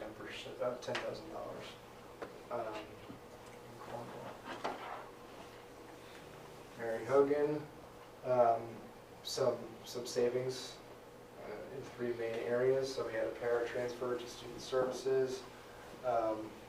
We were able to trim the substitute budget by $18,000, and then we had an unused contract services line of $200,000, which was able to be used as offsetting savings as well. So when you see Mary Hogan's year-to-year percent of 1.54%, that's largely buoyed by some of these strategic recapturings of unused revenue. I have a question. Okay. I think Mary Heather was first. Mary Heather? I'm just, if you wouldn't mind just elaborating a little bit on that $200,000 of unused contract services, what, is that just, It's generally a services that weren't CSAC used? contract that was part of the, maybe part of the picture in FY23, got advanced into the FY24 spending plan, when we thought that it would be used, either by not being able to hire or hiring a different position or student need not being there anymore. We never used it in '24. We checked with each student services to say, hey, is this training need to be there next year? Can we use it somewhere else? And the answer was use it somewhere else. You So know, it it's, wasn't automatically just shifted over to student services cost center? no, there, yeah, we kind of take those CSAC contracts on a case-by-case basis. Some of them do need to be for that. Yeah. If the kid is coming back next year, the need is still there, then we track that as well. But in the case of this Mary Hogan one, it was trimmed. Amy? Did you, Lindsay? So, looking at the budget and the enrollment, just doing a simple, it's probably oversimplified, but if you divide that 4.4 and change by 360, you don't get the 16,000 and change per pupil. Like for this one, you get 12,301. So, and each school so far, that you've presented, it's different by several $1,000s between the schools. And so what accounts for the difference where, it's like $4,000 per pupil short of the per pupil number? Yeah, that's a great question. So the revenue generated by our students pay for all the cost centers, not just the school that they go to. And so that $16,000 is a representation of their portion of their school's budget, but also their portion of all of the other district budget. So the other cost centers, not just the school cost centers? Correct. Like admin, student services, technology. And one of the things that you'll notice in the budget book this year is that we tried to capture some of that in a year one way, which is to say without a nuanced or well-developed equity rubric or weighting system in place. And we do have slides about that later, but the idea is that every student's school budget is really calibrated to the basic elements of direct instruction, and then all of the other costs, whether that's student services, or the other prorating costs of tech, transportation, central office, PD and curriculum, and all the rest are part of the total picture. At the high school, we saw an uptick in athletic and co-curricular transportation costs. I think I mentioned a plan to look at a shared vehicle that would be used between the high school's smaller sports teams and the tech department. Excuse me. The idea is that we're already facing the expenses that would sort of make that a self-funding project. We are trimming an admin assist within the high school's admin team. That's a sunsetting position as Caitlin's assistant Deborah retires this year. Substantial transfer of para budget into student services. Healthcare usage adjustment netted some savings. I mentioned the assistant principal was added to the cost center. The biggest portion of the SRO contract, I believe it's an $85,500 contract, is with the high school. I think it's prorated to the time spent there.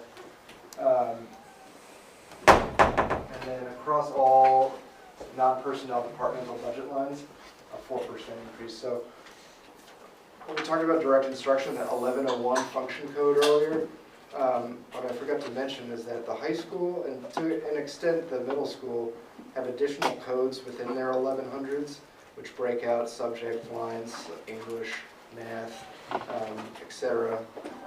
Historically, we've not tracked them very well. We don't have any kind of tracking at the elementary level that kind of allows us to have continuity across all of our schools. But I think it's a good work in progress to make that a project so that as we're looking at the direct instruction educational profile, we can look at what resources are allocated to language or art or music at every school, and not just secondary. So that's a work in progress, not there this year, but something to work towards. Moving on, we've got Ripton. Needed some extra sub-budget this year just to calibrate that to the FY23 actual. We also had an increase in some healthcare usage. Again, these are just year-to-year updates as circumstances change. No major offsetting savings in Ripton, 2.2% increase. Salisbury also needed to increase their sub-budget and healthcare usage. We did downsize a library para 0.5 at Salisbury, which is the only small elementary school library para across the district, and based off of enrollment, not part of the FTE plan.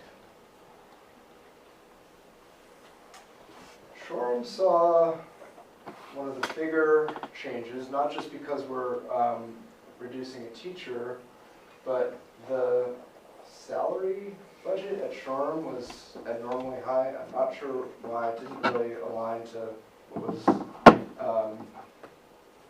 in the budget last year, in the budget presentation last year. So something wonky in the system. I wish I had a better explanation for it, but we had to transfer $160,000 in salary out of Shoreham just to correctly calibrate that line to the 5 teachers that are meant to be there. And we also had to increase the sub-budget, and we're able to save on health insurance. So when we see the 21% change year to year at Shoreham, that masks what it would have been a little bit with just that teacher reduction, but it is our one cost center where we do have a full FTE of teacher reduction. Manna, can I ask a question? When I look at Shoreham, for the number of kids enrolled compared to other schools with similar numbers or less, our budget, or the Shoreham budget is lower. It's any other school that has that many kids enrolled, or even less kids enrolled, is over $1 million. Salisbury.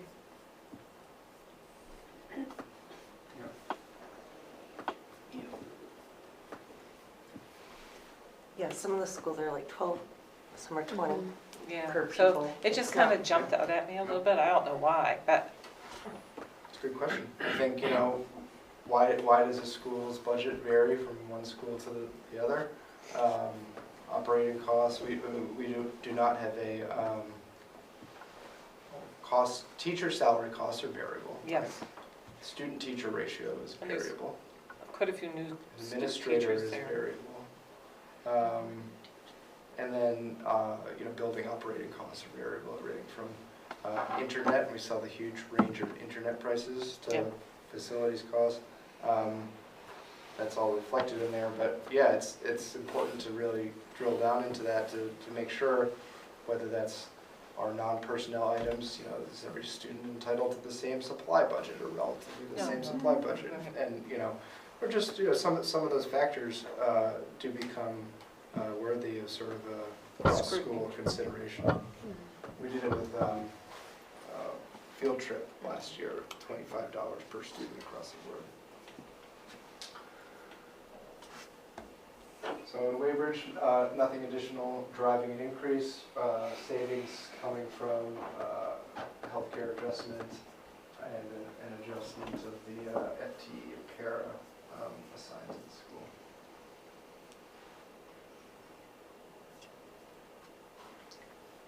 Matt, I'm sorry, I feel like I just, Barb, if you wouldn't mind, I guess I just want to go back to some of these specifics, and maybe this is a question more appropriately for Dr. Williams, but when decision to cut an FTE from Shoreham, as opposed to one of the other, like, for example, Salisbury. I'm just curious about Yeah. the decision-making behind that. When you look at the enrollment. Or the similar, Bridport and Waybridge have the same enrollment, but Waybridge has 3 classroom teachers and Bridport has 4. Right, or Cornwall. Cornwall's projected enrollment is about the same. Yeah, So I'm just wondering if the curtain could be pulled a little bit on that, because I'm sure that's something folks will ask us. Yeah, a lot of time for a classroom assignment of teachers depends on what grade the student's in and what cohort is per grade. So it's not always easy to, that's why one school might have 4 teachers for their school and another school might have 3 teachers. It depends where the kids fall in the grade spans to be able to combine classrooms like they do, particularly at Waybridge. They do that a lot, pretty much exclusively. But not all buildings do that exclusively. It's just some are different. And as far as FTE considerations, I think the FTE that I think Matt was referring to was involved library paraprofessional, right? At Salisbury. And I mean, that's a situation where we don't have that type of paraprofessionals in other buildings. So it was more of a trying to equalize. I like looking at in the this case of chart Shore- too, because this kind of breaks it out. So you've got, Mary Hogan, like, or no, Cornwall's a good example, with around 100 students enrolled. You have enough to sustain 1 classroom teacher per grade level. And here are our class sizes, right?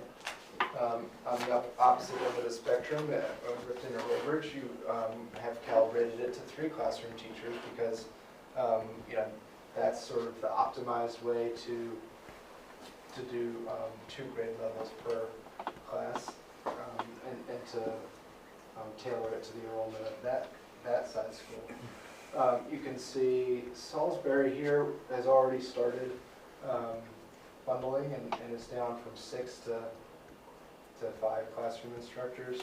I think that point is well taken, that you could consolidate an additional teacher at Salisbury based off of the enrollment.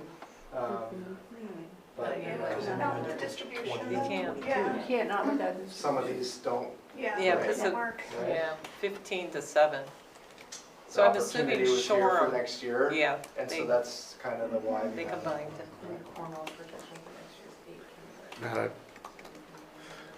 back on didn't we add a teacher at Mary Hogan? Yes. And so was that not a driver?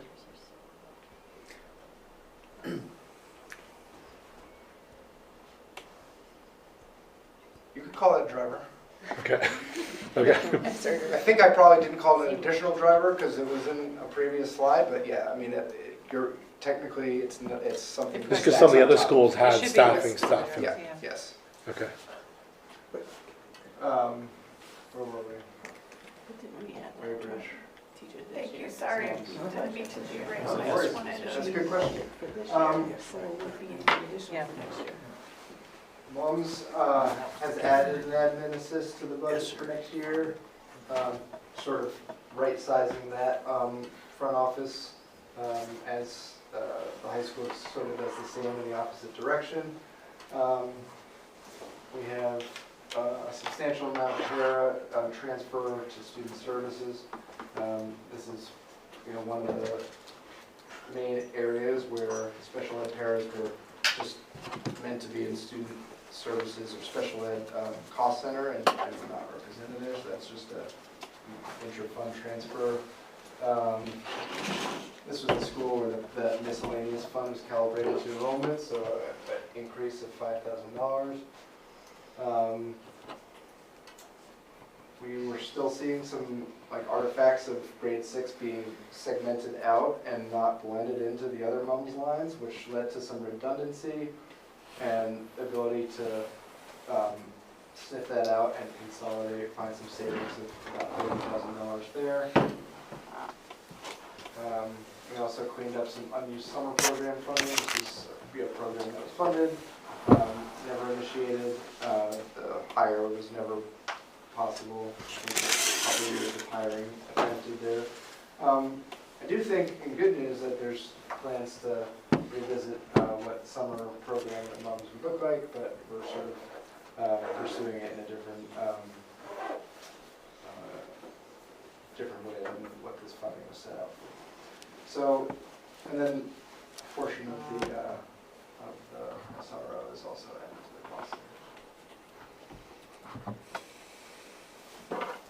This is what we were just talking about, district cost share. So it's necessary to determine the operating profile of each school in support of forthcoming equity initiatives and implementations.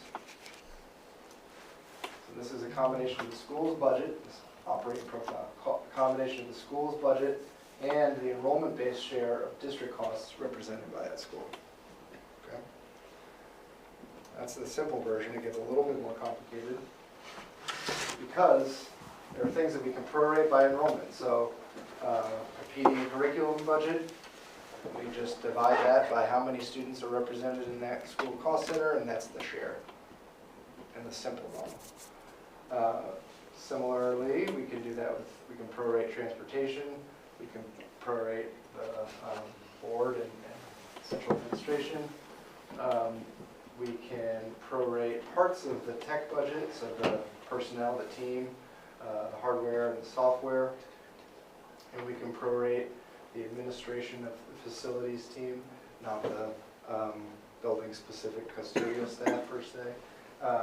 And we can also prorate pooled resources, those that aren't tied to a specific school building. Those are the ones that split up nicely. The ones that don't are fixed by location. That would be the building-specific repair and maintenance budgets. Those are tied to the building. The utilities, costs of that building, and facilities personnel who staff that building. And the tech budget, the building's internet costs are a byproduct not of the district, but of the geography of that school, and have a huge range. I don't know, why is there such a range? Well, Will's here. We're using the formula of 1.5 megabits per second per student, so, you know, bigger schools have more bandwidth. All right. Copiers are tied to the... We have a gigabit connection to high school where we have 100 megabit per second connections at some of the smaller schools, so. Gotcha.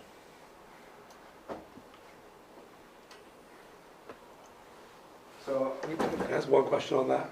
Does every, I don't know what you're talking about. Are you talking about that word? I thought you were joking when you said that word. Does every student get the same tech stuff? Like equipment, Jamie? Or megabytes per second. Well, so basically how much bandwidth we subscribe to at each location is based on how many students there are.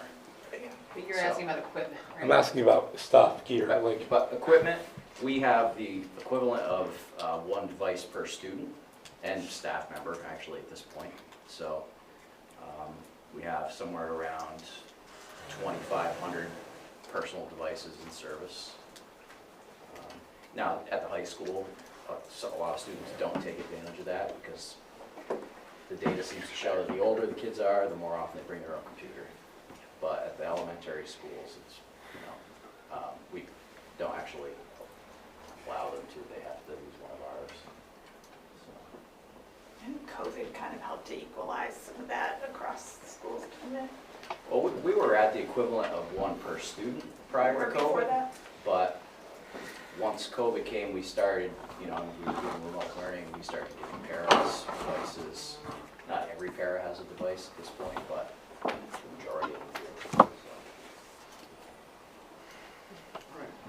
So in talking to Barb, we were sort of forecasting a conversation around district cost share evolving and taking the shape of of a weighted system, or maybe, something that's even more attuned to the implementation of the strategic plan. But for the sake of just getting some data together to show what a simple weighted system would look like, we use the pupil weights based off of the Act 127 grade level weighting. So 1.36 for a middle school, 1.39 for a high school student, and 1 for an elementary school student, 0.46 for a pre-K. Plug that data in to do the cost share in 2 different ways. So because this was one of the metrics that we showed on the schools page, and we've done all of the school pages in Canva. Emily Blistine did a really good job formatting them. They look great this year.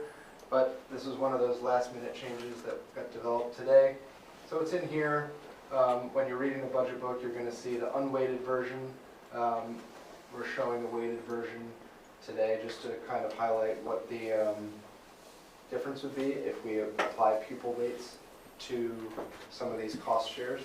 You can see, as predicted, when you add extra weight and hence extra cost to secondary and high school, the cost goes up there, and the savings goes up at the elementary level. I think one of the things that we'll discuss and be happy to hear feedback on is which metric would be more appropriate for the FY25 budget book, knowing that we have a couple of days in between now and the vote to make that edit. So something to think about.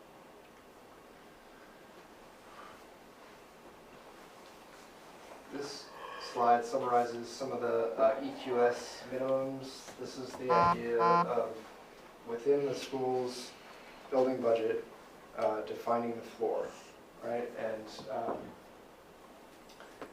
really just basing the school's budget around the minimum operating cost to be legally compliant with operating that school, because that's the only metric that we have that ties to enrollment, right? And we can continue to create metrics that tie to enrollment, whether that's a class size or student-to-teacher ratio.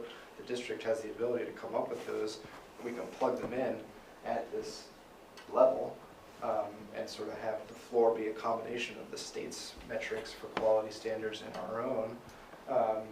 But what we've done is the important step of dissecting and isolating out all of the student need bases from this equation. So when we look at the school's cost center, it's just enrollment. Everything else lives somewhere else, so that we've got a really clear picture of where we're statutorily or on our own enrollment-based metrics allocating resources, and where the resources are following applied to and the data that supports that application.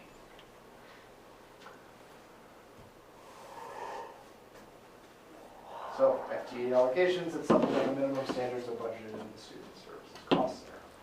That's the pyramid.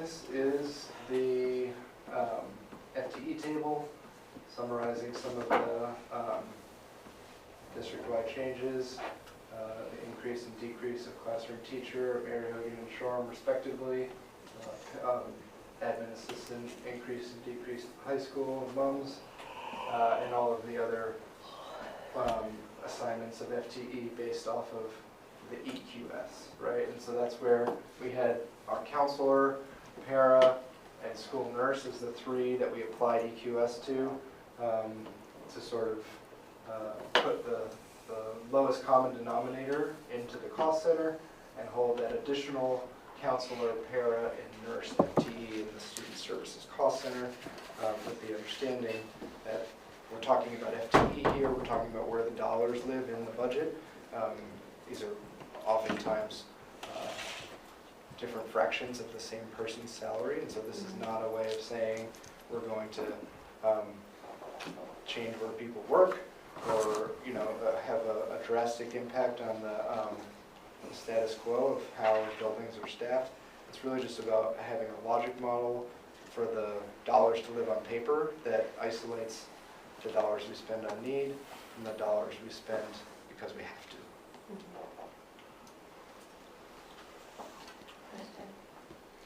So, Okay. We've got a question. Ellie has a is there anywhere where the costs of the salaries per school are divided out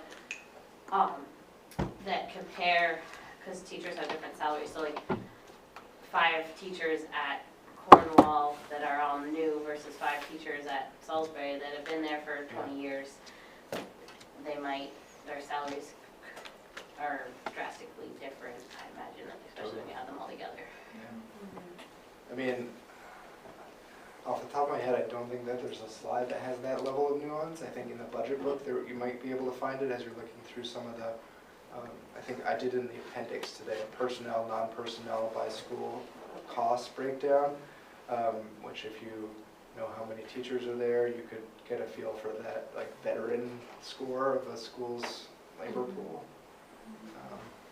I'm just wondering with these smaller schools if that's a big difference that we're seeing, where schools that look like they have the same number of teachers and a similar amount of students, but their cost per pupil is way different, if that factors in. It does. It does.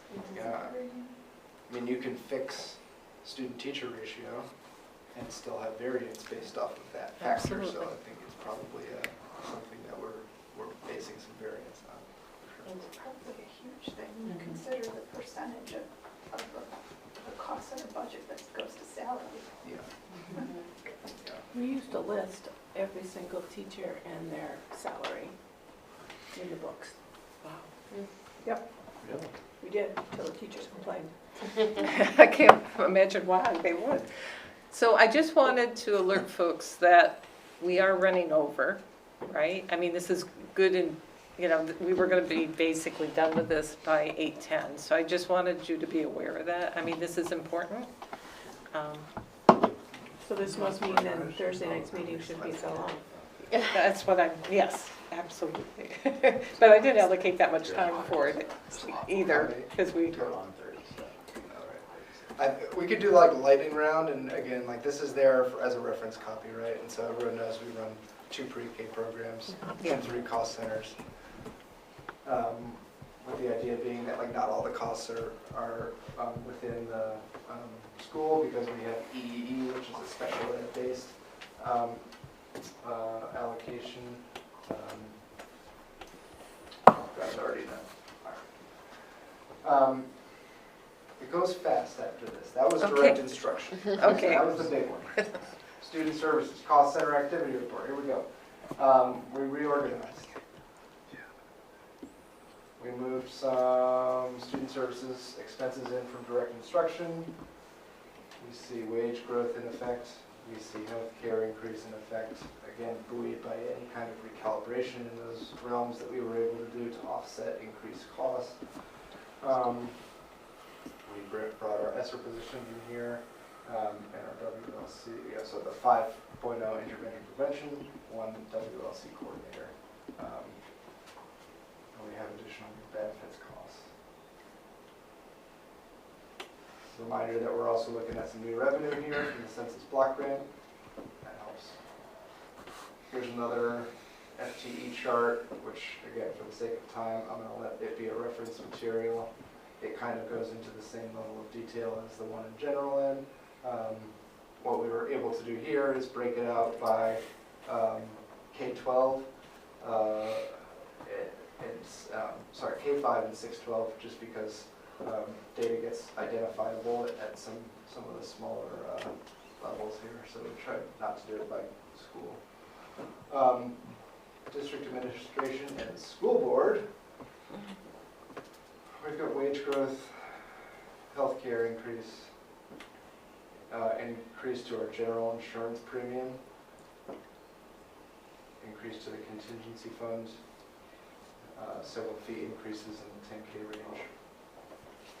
I'll sum up to that 9% difference year to year. Jamie, Jamie has a question. Hi, sorry, I know we're doing fast. Can you just go back a minute? Like, or where are we? Occasionally, there's been some, discussion of like, like the the big number there, 2 million number. Can you give us more about what is in that? The budget book does. Yeah, I think we actually released an email that had all of that Yeah. information in, so I would probably send you there for the sake of time. But, it does break down the whole cost center into the 4 or 5 major Right. component parts. There's a pie that shows what, if you look at the budget book that he has here too. Okay. It actually has a pie in there. Okay. So you It's the can same- actually. Same chart as the email, yeah. As the what? The email that we sent. Okay, okay, why don't I, okay. I'll find it and take it All up. right, Thank while you. you're looking, we're gonna keep going. PD and curriculum, cost center, wage growth, healthcare. We added 1.0 literacy coordinator from ESSER. Teacher stipends, so the money that we budget for additional MOU expenses for teachers outside of the contract needed to be increased because we were seeing usage exceed the budget. We did add 0.25 FTE of the Director of Teaching and Learning salary and benefits here, just to make sure that we kind of anchored the director's position, at least partially for this year, in the cost center that they're administering.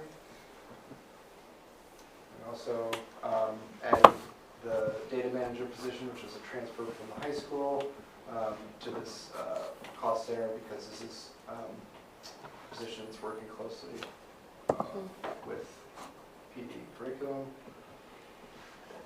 On the facilities front, the old wage growth in healthcare, there for your reference. We saw landscaping costs go through the roof, or not through the roof, but perennially over budget, and so we increased those accordingly. Trash and recycle got more expensive, and we were able to find some offsetting savings in the repair and maintenance pool to help buoy some of those increases.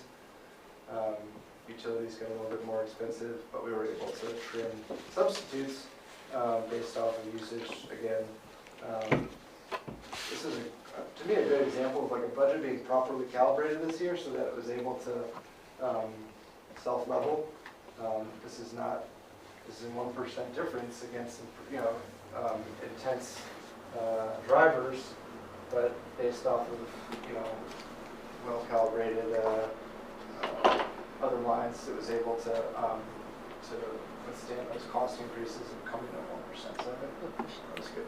Yeah, Lindsay? I have a question. With the substitutes, I recall in Mary Hogan hiring like a full-time sub. How does that factor into the substitute usage? Is that person considered a substitute now, or because they're an FTE? Are we using fewer substitutes because we now have that type of position in place? So, do you know what I'm asking? Yeah, I mean, I think that like your question's a little different than what's happening here. This is like looking at what happened in FY23, what's maybe happening this year, insofar as we've got data that we can summarize to make a plan for what we're going to spend next year. So just overall, we're using fewer substitutes? Well, some of them have gone down, some of them have gone up. So it's really just making sure that on a year-to-year basis, we do our best to guess what's going to happen next year. So an individual who's hired as a building-based substitute or a full-time substitute, would that position be considered a substitute or like a school-based? What, substitute? Oh, I think there's confusion. Is this custodian? Custodian. so this is just for substitute custodian? Because it's facilities. Yes. Yes. Okay. All right. In tech, Asian healthcare, can copier increase. We were able to trim $90,000 off of the hardware portion of the budget. We do have that shared vehicle expense that previously mentioned. That brings that cost center in at 2% year to year. Transportation has a contracted 4.5% increase year to year. Going out for a bid this spring, probably, trying to align ourselves with other bidders. The new agreement is providing cost offsetting fuel credits for the first time. So for the first time, we negotiated a contract that pays us back if diesel prices stay low. Previously, we were just paying surcharges whenever diesel prices were high. So we created a two-way street, which is giving us some good savings. Career Center has a 14% increase. And this is reflected in the tuition that we're paying on behalf of our students. We send 152 students to at least some Hannaford Career Center. That's 29% of our high school. The recent renovation as well as some healthcare increases were what they listed in their budget presentation as drivers. So we those here. Universal Pre-K, the tuition that we pay, revenue that we collect, tuition that we pay out to universal pre-K providers on behalf of resident pre-K students. That's going up a pretty typical 4%. That's the easiest one of all because we don't have any new debt planned and we are not seeing any debt obligations run out. We do have a Bridport project started in 2009, sunsetting in FY25, so the debt service will go down after this coming year. There are the other projects that are all on the table plans. Okay, reserve funds, last section. Here's a summary of what reserve funds are. We have two reserve funds now. We had a third, but we got rid of it last year. It was an HRA reserve for when we were undergoing changes in our healthcare structure. No longer needed that. Moved it into ed reserves. Reserve money is a little bit hard to understand because it doesn't function as cash in the bank.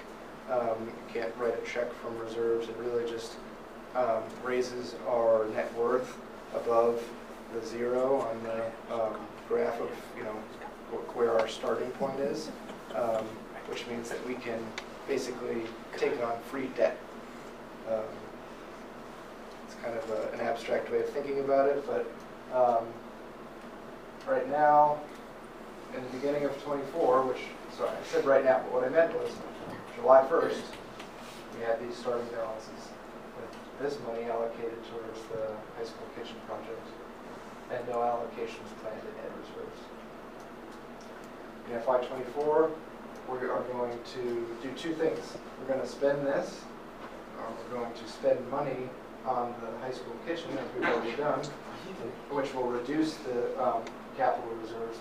But we're also going to transfer the remaining FY22 fund balance in, which will add to that total, which gives us a projected ending balance. Spending all of what was in there on the high school cafeteria and having the ending balance be what we put in this year.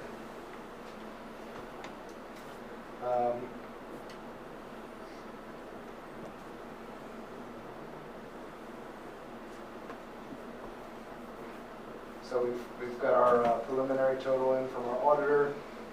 This is the amount that you'll see on the memo to the board. That will hopefully be designated tonight to the capital reserves to continue funding that account so that we have capital there for when we need to start spending it on the buildings. And yeah, that's what I saw. Phew. Yeah. Not too far over. So Matt, great job. The one thing I would suggest, and I know I noticed in the book, it's in some places, I don't know if it's too late to change it, but you use a lot of initials. And not everybody will know what those are because they don't do Acronyms. education speak. Yeah, Acronyms, yeah. So if there's any way to, Always good advice. You have an acronym in, like, guide or something? Long-term weighted average daily membership just doesn't roll off the tongue. no, but I mean, it's easier on people if they can have something to, I generally try to, at least in the body of the work, define it once, if it's going to be acronymed later on, so that, you know, the first time you see it as an acronym, you also see it in its full version. But I'll give it a look over to see if we can clean that up.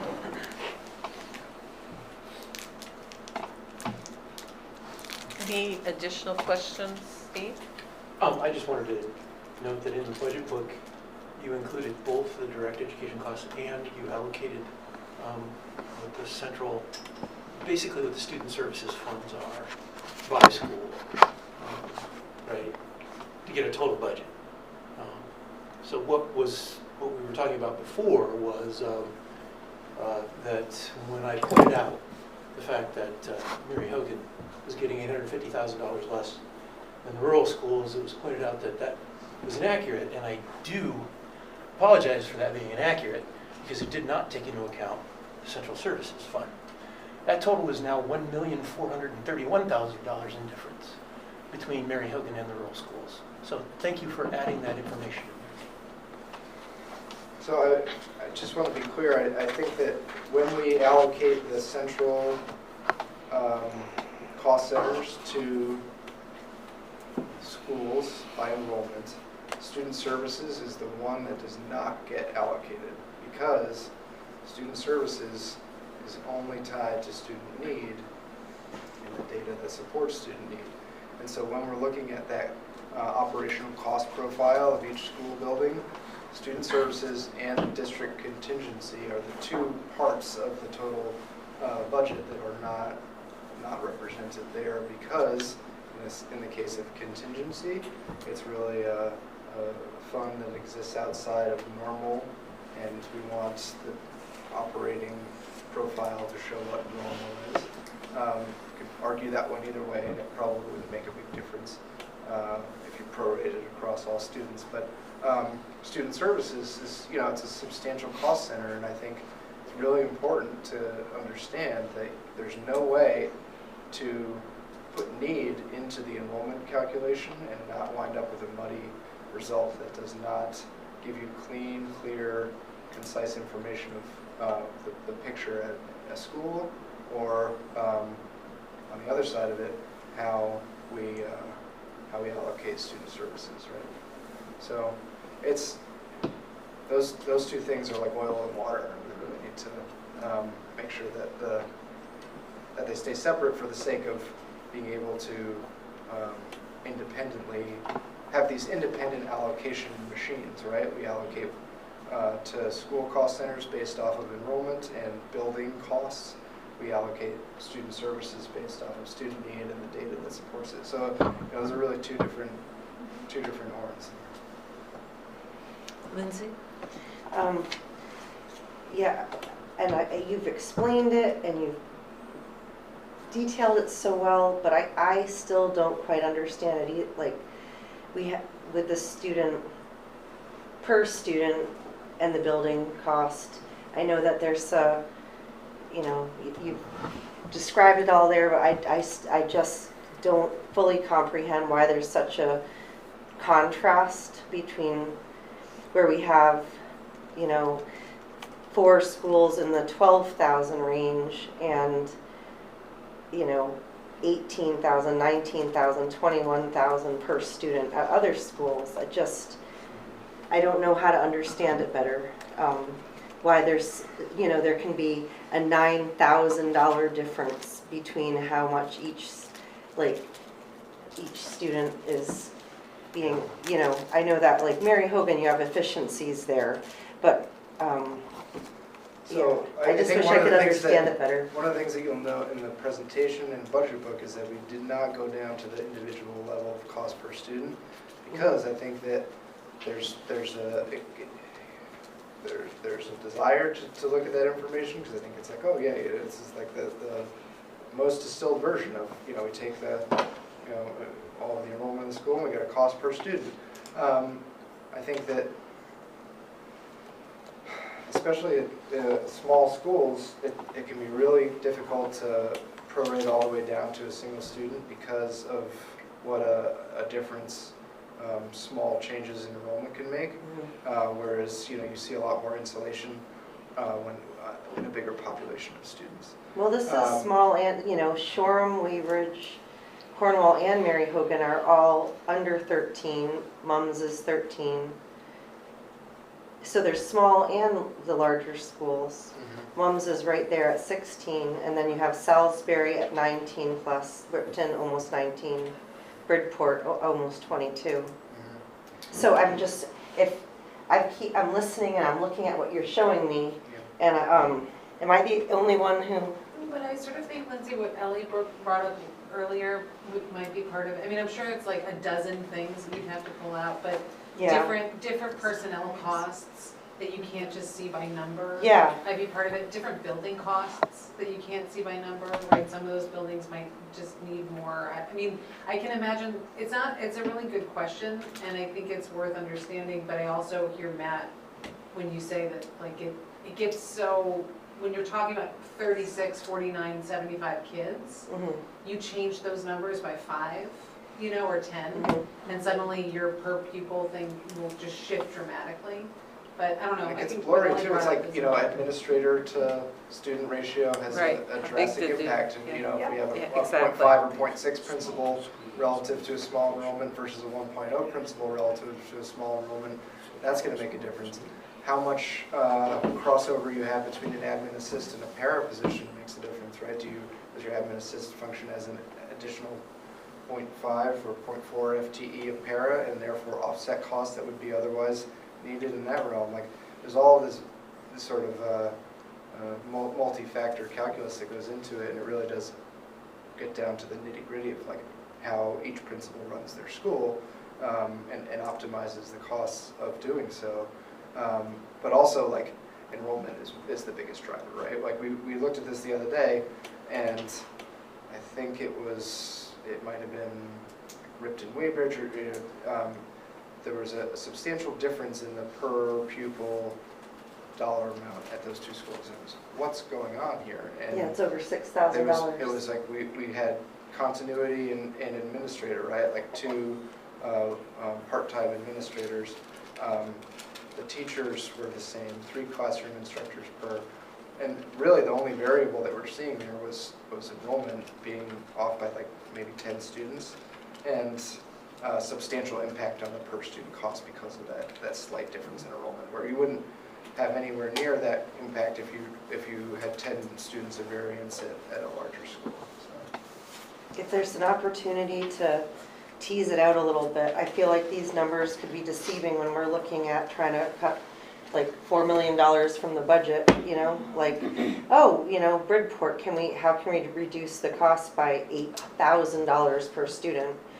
Or, I don't know, and at some point, if it's muddy for me, I could see people trying to stand on these numbers in the wrong way when it comes to equity. Ellie, and then Mary Heather. Okay, Ellie, Mary Heather. I was just thinking about the health insurance costs too. Do we have a way where we see those? Because I imagine if we have 5 teachers at one school that are all on a family plan, and we have 5 teachers at another school that are all on their spouse's plan and don't utilize it, that could be the difference of $3,000 a student right there. Right. That was a huge variance there. So that would also be reflected in the personnel costs per school. It's not broken out into, can't remember every page of the budget book right now, but I think there might be a healthcare breakout at some point, but maybe not by cost centers. Mary Heather. I guess, I appreciate Lindsay's point of, looking at the resource distribution across our district, but I do think, and obviously this is a transition year for us. This is a bridge budget. I don't think it's necessarily the right time to really pull apart the configuration, but I do think moving forward, we have to really be looking at what are our students at each of these places, in each of these communities getting? Are each of our students getting equal access to educational services and opportunities? And we should be looking at, how can we structure a budget to ensure, equitable access across that. When I look at our budget and how things are, kind of laid out, and we can nickel and dime about how much per student at this place versus that place, but, the bottom line is, if our budget is a reflection of our values, our current budget and the way we currently structure our budget, we value location and geography over everything else. That's just how it's been done in the past, and that continues to be reflected in our budget. And moving forward, maybe that's a conversation our community wants to have or doesn't want to have, but that I think is for, FY26, FY27, FY28. And I think, if we're just looking at how much is spent per kid when, somebody's health care needs for their family is impacting that, that's just, I feel like we're not directing our attention to exactly the right question in that way. I think we need to pull out and have broader questions about our students' opportunities and things. So that's what I would say for that. And I think what's good is the work that we have now. We have FTE, right? And to me, that's really where we should be focused, is on FTE, because, when you look at it, you do a sanity test looking at it, it doesn't really look like, oh my gosh, this is way out of line. You can see how those numbers of FTE or portions of FTE are reasonable. And there's so many variables that come into play when you look at the dollars at each school, that to explain the apples and the oranges and make sure that they're all grapefruits or whatever, it's really difficult. What I noticed, I've been kind of looking at other budget books, kind of the level of detail in them, and I haven't come across a budget book yet that actually breaks it down into individual schools anymore. They've actually rolled it up. It's not that at a time the board shouldn't be looking at that data, but for a budget book, I think it's getting to the point where so much is moved out of there that in the future we should really consider, what do we put in the budget book on an individual school basis. Like CVU, they don't, Rutland doesn't. That was one of the reasons when we consolidated that people were always, Bridport, I'll use Bridport because they will always say exactly what is spent for every single student in Bridport. You can't answer that question anymore. You can't. Because Exactly. we have so many combined services. Exactly. And if you want to go the other way, Matt's going to be spending months trying to disentangle everything. And it's not going to be right and anyway. it's not worth it. So. Or can it be accurate? And so I think it's coming to a time when we need to take maybe a page from other folks' budget books who don't do that anymore, because it's really a consolidated budget. And it's really hard to, you could look at FTE, you could look at certain things. Go ahead. Well, you certainly don't want to remove accountability, right? Yeah. So there needs to be some balance, so that you're looking to see that, the budget is being spent appropriately, Yes. distributed appropriately.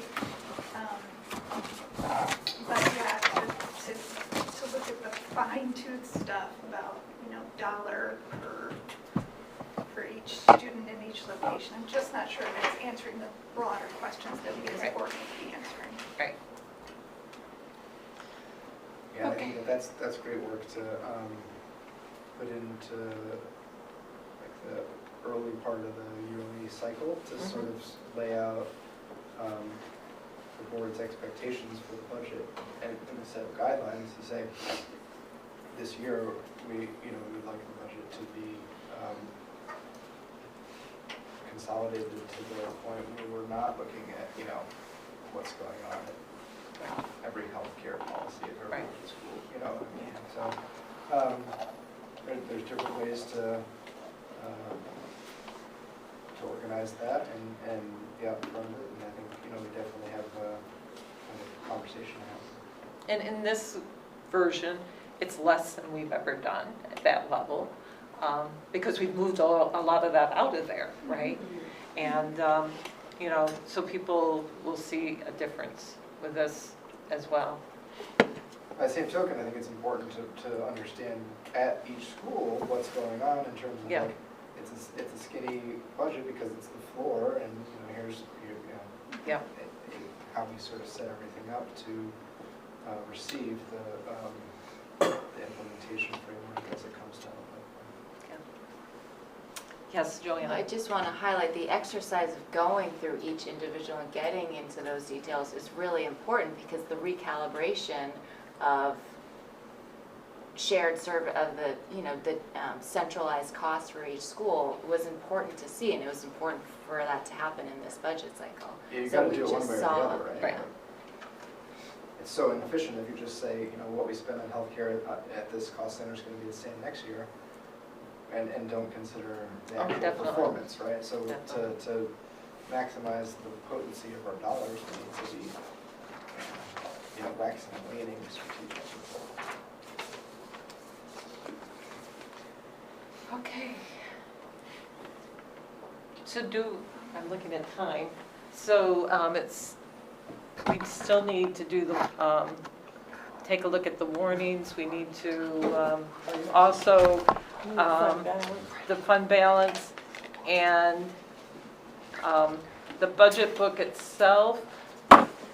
Obviously, it's a work in progress, you know, based on, you know, what was done as of Friday. As people go through the budget book and they see kind of like typos, whatever, do you want that information sent to you? Yeah, sure. You can Yeah. just send an email, and Yeah, I it might mean, be easier if I, you know, put it into a Google Doc and give everybody editing we capabilities. can't do No. that. We can't do that. Open meeting law. Not advised, yes. Sorry, Yeah, I wish we could. I think We could send it to Heather or something. send it to Matt, Emily, and me. Okay, Yeah. okay, Sounds good. yeah. Because I don't want to put a burden on you sorting out the same thing, but unfortunately it's. It's all right, we talk all the time Yeah. the last couple of days. Yeah, so, okay, so Matt, I'm sorry, I think I have to turn it back over to you because we need to do the, Or we can just do the motion. we need to, Yeah, that is the motion. yeah. Yeah. So do you want, yeah, so He's already presented. I have a recommended motion, approve the transfer of 2,030. I'm sorry, $2,033,842. I'm getting what Chip had earlier, from the fiscal '23 general fund to the capital reserves. So With- moved. Okay, a Second. second? Chip second. Okay. Any discussion? Okay, a vote. So all those in favor of transferring $2,033,842 from the fiscal year '23 general fund to the capital reserves indicate by saying aye. Aye. Opposed? Abstentions? It passed. Thank you. We need to know about district warnings. Yeah, I would just ask if the district warnings need action. I'm not sure, but if they do, Yes, they do. they do. So we are going to vote on them on Thursday. Okay. Yeah, So this is they the don't have, review yeah, and then okay. yeah, this is just a review, so we don't have to vote on them. And you just want to make sure that on Thursday, if there's been any alterations to numbers, that the warnings have been updated to make sure they reflect the correct numbers. Yeah. Yeah, so I don't think we have to go through them at this point in time. Does anyone, the warnings that are in board pack? No, but I have one question. Well, I don't know what your question is. You're shaking your head, yes. I have a feeling it is. Well, I don't know. The number this year is different than Yeah. the number, or the description that Yes. we voted on last year. Okay, last year it was the educational fund, because the way, if the warning showed it described it differently. I don't have last year's in front of me, but this is a different warning because it speaks to the total amount of money that we are spending, even though 10 million, as you pointed out, comes from all other Offset, sources. yeah. And so I'm not sure, you have to be aware of that because someone will ask about it, I think. State government changed that wording last year. Right, no, I know that, but all I'm saying is it's different this year. They changed it last year, but now we're going back to Right, the we same. got permission to use the lesser because it Right. included ESSER and other Right, things yeah, in I it. know. And so now, this is going back to the total. So that's another educational component. And, you know, when we do vote on that warning with that final number, because that number is going to be when we've approved this proposed budget, the board, and that number stays. Yeah, by cutting ESSER out of the warning last year, we were able to more clearly show the actual delta in the cost center year to year for our voters, which felt like the most important piece of information, because it was what we actually had control over. So that's why it was the general fund that went in there instead of the total funds. Yep. It made sense, but I also think that, you know, as far as like state reporting goes and just sort of aligning ourselves to best practice, that it does make sense to go back to a total dollar amount. No, I'm not advocating that, I'm just pointing it out. Well, I guess what I was thinking is that, you know, this shift back to total dollar amount is sort of like permanent, right? It's like we're not planning to do Right. flip-flop, choose your own adventure every year. It's like, this is the format that we feel confident in. And we probably won't get ESSER funds again. No, I don't think so. Here's hoping. Okay. Any other questions on the warnings that are included? Can I just ask one other Yes, question you about may. our discussion on Thursday Yes, you night? may. How is that going to be developed? Because it's just on the budget. Our Thursday night meeting. Oh, yes. So we were going to approve the budget and also approve, I don't have it up in front of me, the warnings Yeah, that go out. right. Right, so those are the two things on the agenda. I'd have to look at the agenda to make sure I'm not missing Oh, the something. one last thing was just to talk about the communication plan for it, Okay, Yeah, yeah, okay. so that 'Cause everybody's on the that- same page about what's going to be Yeah. done and what we all say. And Because unless there may be many questions that can be asked and answered, but unless there's a huge difference in the budget that we're going to eventually approve, hopefully it's not a long meeting. right, exactly. I mean, will we be going through the budget book itself, or? No, okay. No, we've Yeah. done, I think we've done everything, Yeah. haven't we? Yeah, the Other- budget book is there for, you know. It's a work in progress still. Bedtime. It's, yeah, It's changed a lot since. it's changed a lot since the version. Just today. Yeah. The one thing I want to mention is, and this, I learned this talking to my town clerk last week. She was like, oh, how many pages do we allocate for ACSD's budget pages, right? And so in the past, what they've done is selectively inserted maybe half a dozen pages from our budget. And it didn't include all the other schools, but Shorehams would include, the Shoreham one, the high school, and Mumps, right? So, and also the message of from the superintendent, the chair, that kind of thing. And each of our rural schools does that, Middlebury doesn't do that. And so that's kind of a driver, they need that by Friday, those pages. I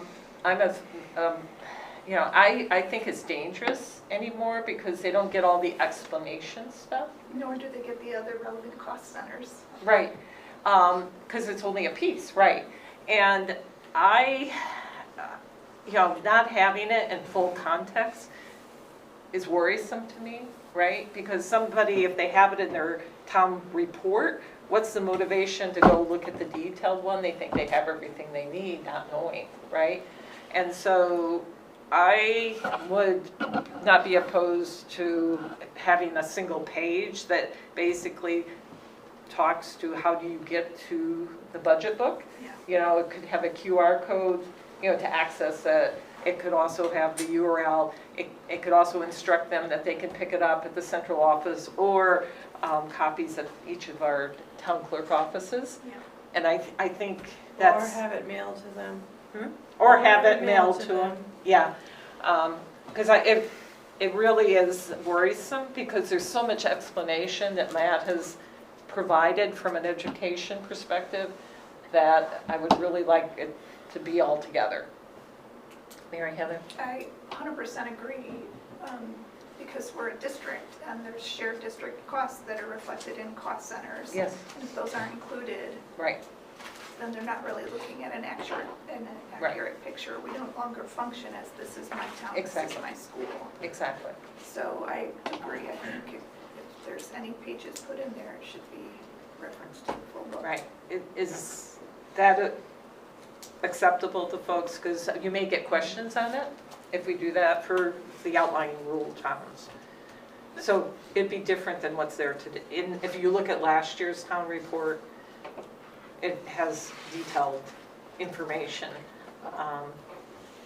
In this case, I'm proposing we just have like a single page that, you know, tells them how to get access to the ACSD budget book. And I think that'd be great.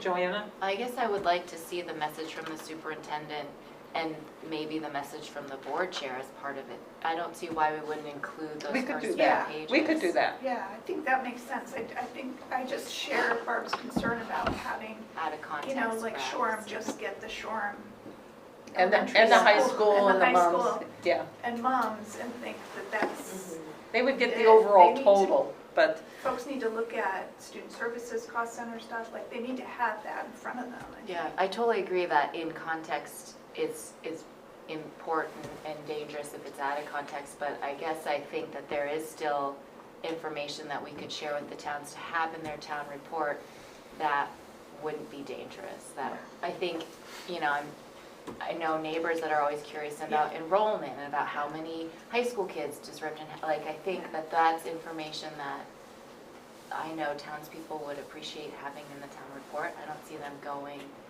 necessarily to the whole budget and being able to process all of it. I guess I would like to be thoughtful about. right. At the same token, I mean, is it,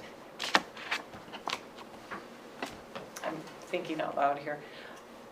You know, dissecting the book, I'm not sure at this late moment and having something done by Friday, I don't think is really realistic. And they didn't necessarily have all that. They would have it maybe for their school and for the high school in months, but they weren't looking at it, at least when I looked at Shoreham's, it wasn't looking at holistically across the district. I think what was included, if I'm remembering correctly, there's sort of the equalized pupil rate, and then CLA was part of it, and that calculation was part of it. Yeah, why that was wouldn't always we- in there. Yeah. But well, now we the whole wouldn't want to do equalized that. pupil has changed, how that's weighted. And so you need now the explanation that talks about, well, why is the number, you know, 25 or 2478, and it was 1701 last year. You know, so all that requires explanation. So I really would, I think rather, So, go ahead. so maybe what needs to be included is an explanation of Act 127 and that things have changed.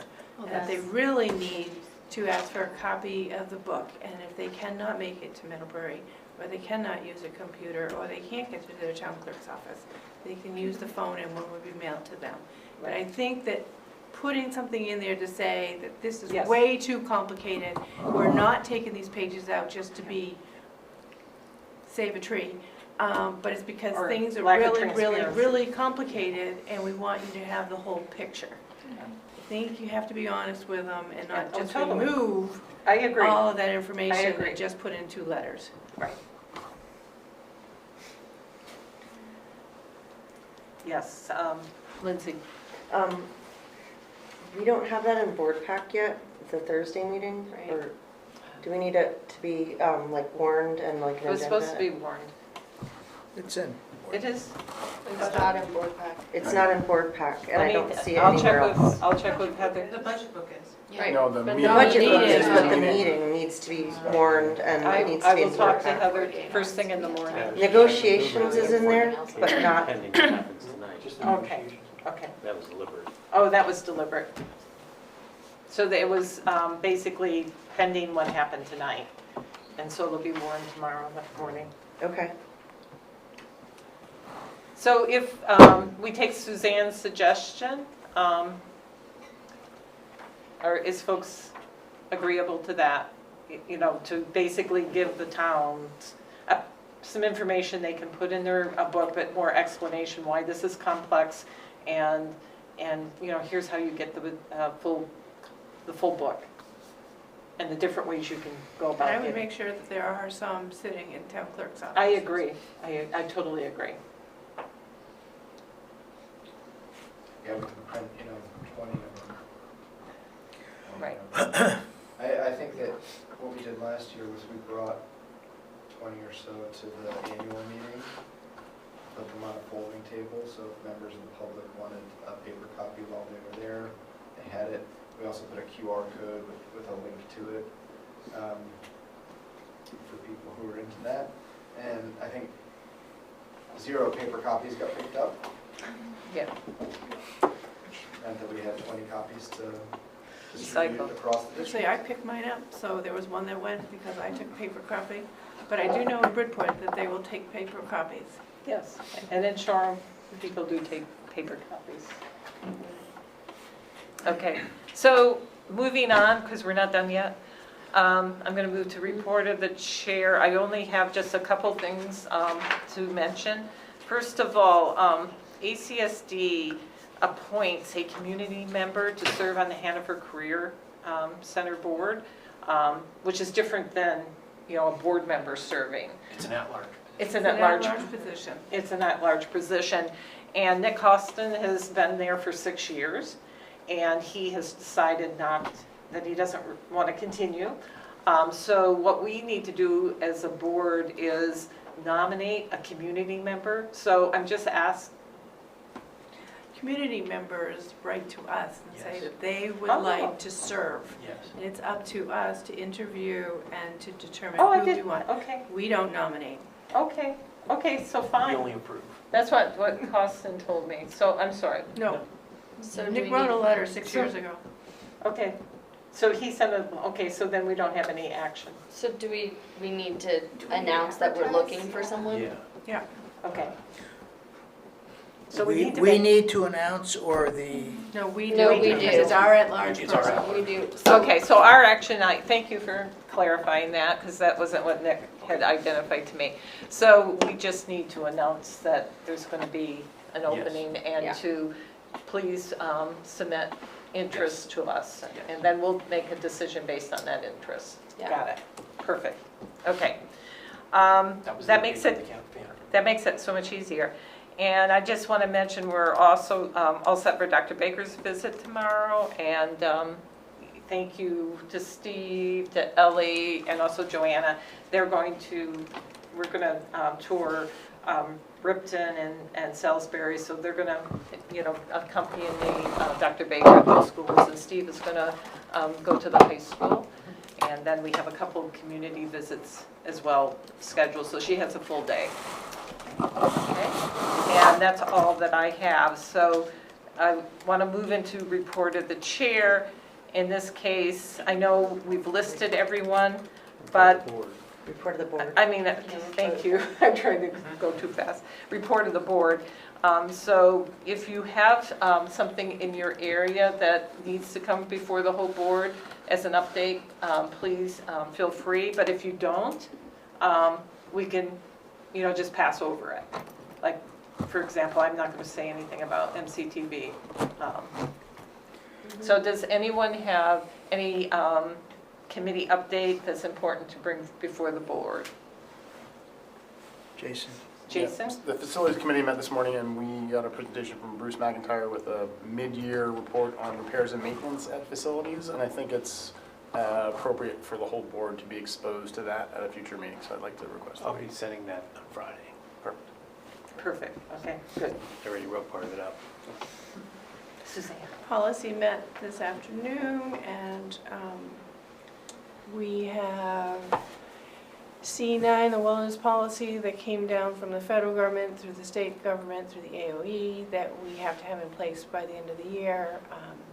It came to us because Laura Nugent had formed a committee and did some work on it for us. And through our lengthy conversation today, we sent it back to Laura and her committee for some more work. Some of you that came in a little early heard us start to browse through E20, the community use of school facilities, which is another hot button topic that we will continue working on.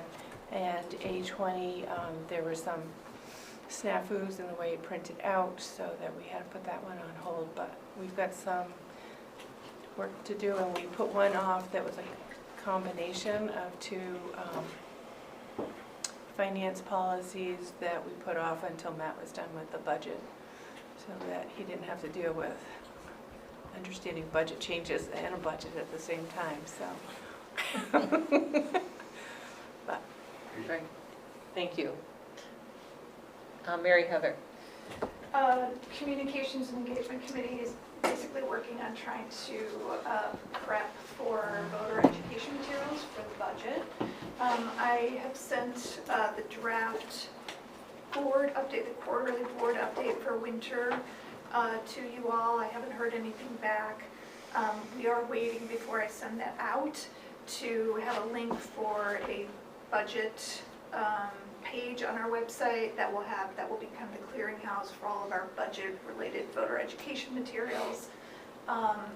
Also, we have to figure out whether we're going to do a webinar or some kind of meeting in between now and our actual annual meeting with the formal presentation of the budget. We are thinking probably it would be best to aim for like mid-February so that we can get like invitations mailed out, you know, get it put on people's radar, put it on people's calendar soon. And we had talked about perhaps doing like a recording of the webinar and have like a very basic presentation and then just take people's questions. What else? Let's see. We are meeting, Wednesday, so we can start working on like a one-page summary document that has just kind of our most critical information, talking points that we might also be able to circulate on Front Porch Forum, perhaps put in an Addy Indy ad. And then the other idea that was discussed was taking the FAQs document that the Finance Committee has started and seeing if we can turn that into like recorded interviews, much like was done with last year with school board candidates, and see if maybe our student reps would be willing to just read, the FAQs and have a board member and probably Barb, answer with some prepared responses, just so it's another medium for people to access with their questions about the budget. And again, all of this would be available, posted on our board page, our FY25 budget page on our board website. So the main sort of thing that's still hanging out there is a webinar or some kind of extra engagement meeting where we have an opportunity for folks to have a two-way conversation. So Barb and I had talked about the possibility of like the 15th of February. Because people are going to be gone the week of the 18th. Yeah, we're worried about having anything during Feb break. We don't want to have it too early in Feb because obviously we're still buttoning things up. So mid-Feb seemed like the best time to do something. And that's where we're at. And I don't know if anyone from Finance Committee wants to chime in on the status of FAQ. I was just gonna, I'm still working on taking what Matt gave us and trying to refine them down while maintaining accuracy. So I'll talk to you, Mary Heather. I work good with deadlines. Okay. Like, let's talk about when you need Yeah. that and then make sure everyone on the committee's. ASAP. Yeah, yeah. Well, our meeting's on Wednesday, Yeah. so. Yeah, Wednesday, Friday, maybe. Cool. Yeah, I mean, because Matt filled in everything and now it's like just trying to simplify it without losing the essential information. Right. Yeah. Yeah, and I'm sure once it gets over to our hands, like You guys will- Emily will want to refine it even more. Yep. Right. And, you know, one thought I had was to do like a EDDM flyer and maybe not have that webinar more a Q&A kind of thing, where we're sending out a fairly large two-sided document and with, you know, talking about the primary drivers like Act 127 and all that kind of stuff, and then allowing people to then ask questions and pointing it to the proper place on our website. So as one option, since we have to send out the warning anyway, and I noticed that Slate, I think, did something like that. It had an example of one that kind of looked interesting. Yeah, because it's such a short period of time and what we can really. We don't have a lot of time. We don't to have get a this lot done. of time and what we could put together. Trying to simplify all this too much, I think, is also dangerous, honestly. Just as we had the discussion about town reports. Right. So I think you have to be careful with some of that, these one-page or two-page type things. Question and answers, I think, are important, but boy, I don't know. I don't know how to, I don't know how you put this in one little cute little box. The way we're looking at it, and you know, correct me, Ally and Tricia, if I'm overstepping, but it's really, you know, kind of what's ahead of us, like the decision that we're presenting for the voter and where they can find the information. Yeah. It's Right. really not about distilling a dissertation I think into a it has to one-page. be that Yeah. simple, Yeah. meaning What the gets you voter past has to find out the Exactly. complication. Yeah. We can't truly simply explain the complication. It Well, just- no, that's absolutely Right. true. It's like for academic curiosity, like here. Right. Well, but we also are making a point, it's out there. We've said all along that by and large, most people do not collect data before they vote. They collect for something in their mind for something else. What is their tax gonna be? Period. Lindsay? I don't know if we're moving on yet, but I do have an update for the Parks and Rec, when we are done with this. Okay. Anything else on communications? Okay, Lindsay? The Parks and Recreation update, I'd like to read an email that I received from Scott Bourne, the superintendent of the Middlebury Parks and Recreation.